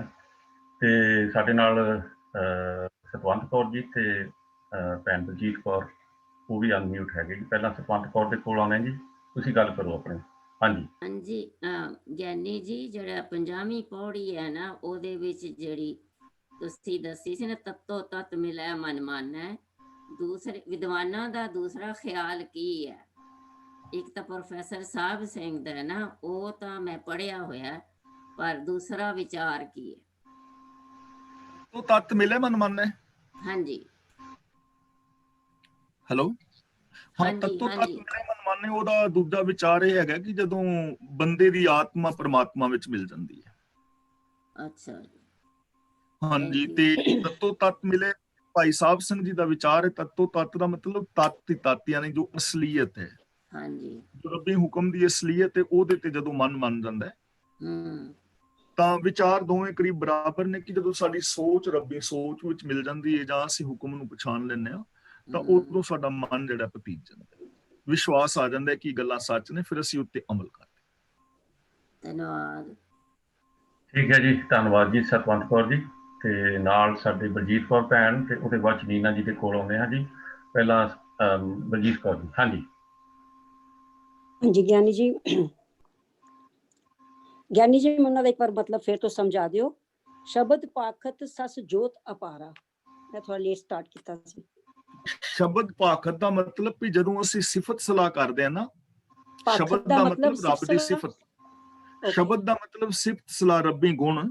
ਹਾਂਜੀ, ਪਾਖਤ ਦਾ ਮਤਲਬ ਜਦੋਂ ਅਸੀਂ ਬੋਲਦੇ ਆ, ਸਿਫਤ ਸਲਾਹ ਕਰਦੇ ਆ, ਹਾਂਜੀ, ਤਾਂ ਸਸ ਦਾ ਮਤਲਬ ਹੈਗਾ ਸ਼ੀਤਲਤਾ, ਚੰਦਰਮਾ। ਓਕੇ ਤਾਂ ਜੀ। ਉਹ ਸ਼ੀਤਲਤਾ ਦੀ ਜਿਹੜੀ ਜੋਤ ਹੈ ਸਾਡੇ ਅੰਦਰ ਜਗ ਜਾਂਦੀ ਹੈ, ਸਾਡੇ ਅੰਦਰ ਸ਼ੀਤਲਤਾ ਬਣ ਜਾਂਦੀ ਹੈ। ਹਾਂਜੀ ਓਕੇ ਰੱਬੀ ਜੀ ਗੁਣਾਂ ਨੂੰ ਜਦੋਂ ਅਸੀਂ ਗਾਉਂਦੇ ਆ ਤਾਂ ਸਾਡੇ ਅੰਦਰ ਚੰਦਰਮਾ ਦੀ ਜੋਤ ਜਗ ਜਾਂਦੀ ਹੈ, ਮੀਨਸ ਸਾਡੇ ਅੰਦਰ ਸ਼ਾਂਤੀ ਵਰਤ ਜਾਂਦੀ ਹੈ। ਓਕੇ ਜੀ ਧੰਨਵਾਦ ਠੀਕ ਹੈ ਜੀ, ਧੰਨਵਾਦ ਧੰਨਵਾਦ ਬਲਜੀਤ ਕੌਰ ਜੀ। ਤੇ ਨੀਨਾ ਜੀ ਤੁਸੀਂ ਪੁੱਛ ਲਓ, ਤੇ ਹੋਰ ਕਿਸੇ ਨੇ ਵੀ ਅਨਮਿਊਟ ਹੋਣਾ ਤਾਂ ਹੁਣੇ ਹੋ ਜਾਓ ਜੀ, ਤਾਂ ਕਿ ਅਸੀਂ ਸਾਰਿਆਂ ਨੂੰ ਲੈ ਸਕੀਏ। ਨੀਨਾ ਜੀ। ਹਾਂਜੀ ਭਾਈ ਸਾਹਿਬ ਜੀ, ਸੱਸ ਕਰ ਸੂਰ ਵਸੇ ਮਿਟੇ ਅੰਧਿਆਰਾ। ਹਾਂਜੀ, ਸੱਸ ਘਰ ਸੂਰ ਵਸੈ ਮਿਟੇ ਅੰਧਿਆਰਾ। ਸੱਸ ਘਰ ਦਾ ਮਤਲਬ ਹੈ ਚੰਦਰਮਾ। ਸੱਸ ਅੱਛਾ ਘਰ ਦਾ ਮਤਲਬ ਚੰਦਰਮਾ ਦੇ ਘਰ ਵਿੱਚ, ਯਾਨੀ ਜਿੱਥੇ ਸ਼ੀਤਲਤਾ ਵਰਤ ਗਈ ਹੈ ਨਾ ਪਹਿਲਾਂ ਗੁਣਾ ਕਰਕੇ, ਅੱਛਾ ਅੱਛਾ ਉੱਥੇ ਸੂਰ ਵਸੇ ਦਾ ਮਤਲਬ, ਸੂਰ ਦਾ ਮਤਲਬ ਸੂਰਜ, ਤੇ ਇੱਥੇ ਸੂਰਜ ਦਾ ਮਤਲਬ ਹੈ ਗੁਰੂ ਦਾ ਗਿਆਨ। ਵਸੇ ਦਾ ਅੱਛਾ ਜੀ। ਮਤਲਬ ਜਦੋਂ ਸ਼ੀਤਲ ਹਿਰਦੇ ਦੇ ਅੰਦਰ ਸੂਰਜ ਵਸਦਾ ਹੈ ਗਿਆਨ, ਤਾਂ ਉਦੋਂ ਉੱਥੋਂ ਹਨੇਰਾ ਮਿਟ ਜਾਂਦਾ ਹੈ ਅਗਿਆਨਤਾ ਦਾ, ਕਿਉਂਕਿ ਚੰਦਰਮਾ ਦਾ ਆਪਣਾ ਚਾਨਣ ਨਹੀਂ ਹੈ, ਹਾਂਜੀ ਤੇ ਚੰਦਰਮਾ ਦੇ ਉੱਤੇ ਸੂਰਜ ਦਾ ਚਾਨਣਾ ਪੈਂਦਾ ਹੈ ਤਾਂ ਉਹ ਚਮਕਦਾ ਹੈ। ਇਸੇ ਤਰ੍ਹਾਂ ਸਾਡੇ ਮਨ ਦੇ ਅੰਦਰ ਜਦੋਂ ਗੁਰੂ ਦੇ ਗਿਆਨ ਦਾ ਚਾਨਣਾ ਪੈਂਦਾ ਹੈ ਤਾਂ ਫਿਰ ਉਹਦੇ ਅੰਦਰ ਅਗਿਆਨਤਾ ਦਾ ਹਨੇਰਾ ਮਿਟ ਜਾਂਦਾ ਹੈ, ਔਰ ਸਾਡੇ ਅੰਦਰ ਸ਼ੀਤਲ ਮਨ, ਜਿੱਥੇ ਵਿਚਾਰ ਆ ਗਏ ਉੱਥੇ ਸ਼ੀਤਲਤਾ ਆ ਗਈ। ਤੇ ਜਦੋਂ ਗੁਰੂ ਦੇ ਗਿਆਨ ਦਾ ਪ੍ਰਕਾਸ਼ ਹੁੰਦਾ ਤੇ ਸਾਡੇ ਅੰਦਰੋਂ ਫਿਰ ਅਗਿਆਨਤਾ ਵਾਲੇ ਕਰਮ ਮਿਟ ਜਾਂਦੇ ਨੇ, ਫਿਰ ਬੰਦਾ ਅਗਿਆਨਤਾ ਵਾਲੇ ਕਰਮ ਨਹੀਂ ਕਰਦਾ। ਅੱਛਾ ਜੀ। ਦੂਜਾ ਹੈਗਾ ਸੁਖ ਦੁੱਖ ਸਮ ਕਰ ਨਾਮ ਆਧਾਰਾ। ਨਾਮ ਦਾ ਮਤਲਬ ਹੁਕਮ, ਜਿਹੜਾ ਹੁਕਮ ਨੂੰ ਆਪਣੀ ਜ਼ਿੰਦਗੀ ਦਾ ਬੇਸ ਬਣਾ ਲੈਂਦਾ ਨਾ। ਹੁਕਮ ਮਤਲਬ ਸਿਸਟਮ, ਕਿ ਹਰ ਚੀਜ਼ ਰੱਬੀ ਹੁਕਮ ਦੇ ਅੰਦਰ ਹੋ ਰਹੀ ਹੈ, ਹਾਂਜੀ ਤਾਂ ਫਿਰ ਉਹਦੇ ਵਾਸਤੇ ਦੁੱਖ ਔਰ ਸੁੱਖ ਬਰਾਬਰ ਹੋ ਜਾਂਦੇ ਨੇ। ਉਹਨੂੰ ਸਮਝ ਹੁੰਦਾ ਹੈ ਵੀ ਇਹ ਦੁੱਖ ਔਰ ਸੁੱਖ ਸਿਸਟਮ ਦੇ ਵਿੱਚ ਆ ਰਹੇ ਨੇ, ਇਹਨਾਂ ਨੇ ਆਣਾ ਹੀ ਆਣਾ ਹੈ। ਫਾਰ ਐਗਜ਼ਾਮਪਲ, ਇੱਕ ਬੱਚੇ ਨੇ ਪੜ੍ਹਨਾ ਹੈ ਤੇ ਪੜ੍ਹਨ ਲੱਗਿਆ ਉਹਨੂੰ ਬਹੁਤ ਦੁੱਖ ਹੁੰਦਾ ਨਾ, ਤੇ ਜਦੋਂ ਉਹਨੇ ਨਾਮ ਨੂੰ ਬੇਸ ਬਣਾਇਆ ਹੋਵੇਗਾ ਸਿਸਟਮ ਨੂੰ, ਤੇ ਉਹਨੂੰ ਪਤਾ ਹੈ ਵੀ ਇਹ ਦੁੱਖ ਤੋਂ ਬਾਅਦ ਹੀ ਸੁੱਖ ਆਏਗਾ, ਉਹਦੇ ਵਾਸਤੇ ਦੁੱਖ ਸੁੱਖ ਫਿਰ ਬਰਾਬਰ ਹੀ ਹੁੰਦੇ ਨੇ, ਸਿਸਟਮ ਨੂੰ ਜੋ ਸਮਝ ਲੈਂਦਾ। ਹਾਂਜੀ ਆਧਾਰਾ, ਆਧਾਰਾ ਦਾ ਕੀ ਮਤਲਬ ਹੈ? ਆਧਾਰਾ ਦਾ ਮਤਲਬ ਬੇਸ ਬਣਾਉਣਾ, ਬੇਸ। ਅੱਛਾ ਜੀ ਜਦੋਂ ਕੋਈ ਹੁਕਮ ਨੂੰ ਬੇਸ ਬਣਾ ਲੈਂਦਾ ਨਾ, ਅੱਛਾ ਜੀ ਹੁਕਮ ਰਜ਼ਾ ਦੇ ਅੰਦਰ ਚੱਲਦਾ ਹੈ, ਅੱਛਾ ਜੀ ਜਿਹਦਾ ਬੇਸ ਸਿਸਟਮ ਬਣ ਗਿਆ, ਤਾਂ ਫਿਰ ਉਹਦੇ ਵਾਸਤੇ ਦੁੱਖ ਸੁੱਖ ਬਰਾਬਰ ਹੁੰਦੇ ਨੇ। ਠੀਕ ਹੈ ਜੀ। ਉਹ ਸੁੱਖ ਦੁੱਖ ਦੇ ਅੰਦਰ ਛੱਡਦਾ ਨਹੀਂ ਸਿਸਟਮ ਨੂੰ, ਉਹਨੂੰ ਪਤਾ ਹੁੰਦਾ ਹੈ ਕਿ ਇਹ ਦੁੱਖ ਚੱਲ ਕੇ ਹੀ ਮੈਨੂੰ ਸੁੱਖ ਆਣਾ ਹੈ। ਅੱਛਾ ਜੀ ਧੰਨਵਾਦ ਜੀ, ਮਿਹਰਬਾਨੀ। ਠੀਕ ਹੈ, ਧੰਨਵਾਦ ਜੀ ਨੀਨਾ ਜੀ, ਤੇ ਸਵਾਲ ਪੁੱਛਣ ਦਾ ਧੰਨਵਾਦ। ਹੋਰ ਤਾਂ ਹੁਣ ਸਾਡੇ ਨਾਲ ਕੋਈ ਅਨਮਿਊਟ ਨਹੀਂ ਜੀ, ਤੇ ਮੈਂ ਅੱਜ ਸਾਡੇ ਨਾਲ ਭੈਣ ਗੁਰਚਰਨ ਕੌਰ ਜੀ ਅੱਜ ਜੁਆਇਨ ਕੀਤਾ ਜੀ, ਪਹਿਲੀ ਵਾਰ ਉਹਨਾਂ ਨੇ, ਜਿੱਥੇ ਤੱਕ ਮੈਨੂੰ ਪਤਾ। ਤੇ ਆਪਣੇ ਜਸਵੀਰ ਕੌਰ ਜੀ, ਇਹਨਾਂ ਨੇ ਪਿਛਲੀ ਵਾਰੀ ਮੈਨੂੰ ਕਿਹਾ ਸੀਗਾ ਕਿ ਉਹ ਆਉਣੇ ਵਾਲੇ ਆ, ਪਰ ਉੱਧਰ ਨਹੀਂ ਸੀ ਆਏ, ਸ਼ਾਇਦ ਮੈਂ ਫਰਾਈਡੇ ਇੱਥੇ ਹੈ ਨਹੀਂ ਸੀਗਾ, ਤੇ ਉਹ ਸ਼ਾਇਦ ਫਰਾਈਡੇ ਆਏ ਹੋਣਗੇ, ਮੈਨੂੰ ਪਤਾ ਨਹੀਂ। ਪਰ ਅੱਜ ਮੈਂ ਉਹਨਾਂ ਨੂੰ ਦੇਖਿਆ ਸੀਗਾ, ਥੋੜਾ ਲੇਟ ਆਏ ਆ, ਪਰ ਲੇਟ ਆਏ ਆ ਗਏ, ਮੇਨ ਚੀਜ਼ ਜੀ। ਥੈਂਕ ਯੂ ਤੁਹਾਡਾ ਜੀ ਆਉਣ ਦਾ, ਤੁਹਾਨੂੰ ਜੀ ਆਇਆਂ, ਇੱਦਾਂ ਹੀ ਵੈਲਕਮ। ਤੇ ਨਾਲੇ ਜਸਵੀਰ ਕੌਰ ਜੀ ਦਾ ਵੀ ਧੰਨਵਾਦ, ਜਿਨ੍ਹਾਂ ਨੇ ਉਹਨਾਂ ਨੂੰ ਲਿੰਕ ਭੇਜਿਆ ਸੀਗਾ। ਤੇ ਇੱਦਾਂ ਹੀ ਆਪਣੇ ਭੈਣਾਂ ਭਰਾਵਾਂ ਨੂੰ, ਜਿਹੜੇ ਯਾਰ ਦੋਸਤ ਜਿੱਦਾਂ ਵੀ ਹੈਗੇ, ਉਹਨਾਂ ਸਾਰਿਆਂ ਨੂੰ ਤੁਸੀਂ ਦੱਸਣ ਦੀ ਕੋਸ਼ਿਸ਼ ਕਰੋ, ਜਾਣ ਲਾਹਾ ਲੈ ਲੈਣ। ਤੇ ਠੀਕ ਹੈ ਜੀ। ਤੇ ਆਪੇ ਸਾਡੇ ਗੁਰਚਰਨ ਸਿੰਘ ਢੇਸੀ ਸਾਹਿਬ, ਉਹਨਾਂ ਨੂੰ ਵੀ ਅਸੀਂ ਅੱਜ ਮੁਬਾਰਕਾਂ ਦਿੰਦੇ ਹਾਂ। ਦੇਖੋ ਕੀ ਬੜੇ ਸੋਹਣੇ ਹੈਂਡਸਮ ਲੱਗ ਰਹੇ ਆ, ਤੇ ਗਾਹਾਂ ਤੇ ਗਾਹਾਂ ਪਛਾਣੇ ਨਹੀਂ ਜਾ ਰਹੇ ਭਾਈ ਸਾਹਿਬ। ਦੇਖੋ ਜੀ, ਹੁਣ ਗਾਹਾਂ ਤੇ ਗਾਹਾਂ ਇਦਾਂ ਹੀ ਲੱਗਣੇ ਆ ਇਹ, ਮੇਰਾ ਖਿਆਲ ਜੀ। ਹਾਂਜੀ ਕਿੱਦਾਂ? ਹਾਂਜੀ ਬੜੀ ਪਰਸਨੈਲਿਟੀ ਲੱਗ ਰਹੀ ਹੈ ਅੱਜ। ਗੁਰਚਰਨ ਸਿੰਘ ਜੀ, ਤੁਸੀਂ ਅਨਮਿਊਟ ਹੋ ਕੇ ਗੱਲ ਕਰੋ, ਏਦਾਂ ਉਦਾਂ ਹੱਸੀ ਨਾ ਜਾਓ, ਹੁਣ ਗੱਲ ਨਹੀਂ ਏਦਾਂ ਬਾਣੀ। ਹਾਂਜੀ ਕੰਪਲੀਮੈਂਟ ਲੈ ਲਓ। ਦੇਖੋ ਜੀ, ਮੈਂ ਤਾਂ ਦੱਸਾਂ, ਮੈਂ ਠੰਡ ਦਾ ਇਲਾਜ ਕੀਤਾ ਆ। ਤੁਸੀਂ ਠੰਡ ਦਾ ਇਲਾਜ ਕਰਦੇ ਰਹੋ। ਅਸੀਂ ਏਦਾਂ ਕਰਨਾ ਵੀ ਸਾਰਾ ਸਾਲ ਸਿਆਲੇ ਹੀ ਰੱਖਣਾ ਤੁਹਾਡੇ ਵਾਸਤੇ, ਠੀਕ ਹੈ ਜੀ। ਤੁਸੀਂ ਲਾ ਹੀ ਨਾ ਸਕੋਗੇ, ਈਵਨ ਰਾਤ ਦੇ ਟਾਈਮ ਤੇ ਵੀ ਤੁਹਾਡਾ ਕਮਰਾ ਠੰਡਾ ਹੀ ਰੱਖਣਾ। ਹਾਂਜੀ ਗਿਆਨੀ, ਸਾਨੂੰ ਆਣ ਕੇ ਭਾਵੇਂ ਤੁਹਾਡਾ ਏਸੀ ਨਾ ਚਲਾਉਣਾ ਪਿਆ ਕਰੇ। ਇਸੇ ਪੱਜ ਅਸੀਂ ਪਕੌੜੇ ਖਾਇਆ ਕਰਾਂਗੇ ਇਹਨਾਂ ਦੇ ਕੋਲ ਜਾ ਕੇ। ਧੰਨਵਾਦ ਜੀ। ਤੇ ਸੁਰਿੰਦਰ ਕੌਰ ਜੀ, ਤੁਸੀਂ ਅਨਮਿਊਟ ਹੋਏ ਆ, ਤੇ ਤੁਸੀਂ ਕੋਈ ਗੱਲ ਤਾਂ ਨਹੀਂ ਕਰਨੀ ਸੀ? ਮੈਂ ਕਿਹਾ ਵੀਰ ਜੀ ਨੂੰ ਸਿੱਖੀ ਸਰੂਪ ਬਹੁਤ ਸੱਜ ਰਿਹਾ। ਹਾਂਜੀ ਥੈਂਕ ਯੂ ਜੀ। ਹਾਂਜੀ ਬਿਲਕੁਲ ਜੀ, ਬਿਲਕੁਲ ਵਧੀਆ ਲੱਗ ਰਿਹਾ ਅੱਜ, ਬਹੁਤ ਵਧੀਆ ਲੱਗਦਾ ਜੀ। Thank you. ਠੀਕ ਹੈ ਜੀ, ਇੱਥੇ ਆਪਾਂ ਸਮਾਪਤੀ ਕਰਦੇ ਹਾਂ ਜੀ। ਸਾਰਿਆਂ ਦਾ ਬਹੁਤ ਬਹੁਤ ਧੰਨਵਾਦ ਜੁਆਇਨ ਕਰਨ ਦਾ ਵੀ, ਤੇ ਆਪਣੇ ਕਥਾ ਦੇ ਵਿੱਚ ਆਉਣ ਦਾ ਵੀ। ਕੱਲ ਨੂੰ ਅਸੀਂ ਫੇਰ ਮੁੜ ਕੇ ਆਵਾਂਗੇ ਜੀ, ਇਸੇ 1 ਵਜੇ ਜੀ। ਗੁਰਚਰਨ ਕੌਰ ਜੀ, ਕੱਲ ਨੂੰ 1 ਵਜੇ ਆ ਜਾਇਓ, ਤੇ ਗੱਪਸ਼ਪ ਵੀ ਲਾ ਲਿਓ, ਆਪਣੀ ਕੋਈ ਗੱਲਬਾਤ ਵੀ ਸੁਣਾਇਓ ਸਾਨੂੰ। ਤੇ ਉੱਦਾਂ ਹੀ ਆਪਾਂ ਛੁੱਟੀਆਂ ਲਈਏ ਜੀ ਸਾਰਿਆਂ ਦੇ ਕੋਲੋਂ। ਤੇ ਬੁਲਾਓ ਫਤਿਹ ਜੀ। ਵਾਹਿਗੁਰੂ ਜੀ ਕਾ ਖਾਲਸਾ, ਵਾਹਿਗੁਰੂ ਜੀ ਕੀ ਫਤਿਹ। ਵਾਹਿਗੁਰੂ ਜੀ ਕੀ ਫਤਿਹ ਜੀ।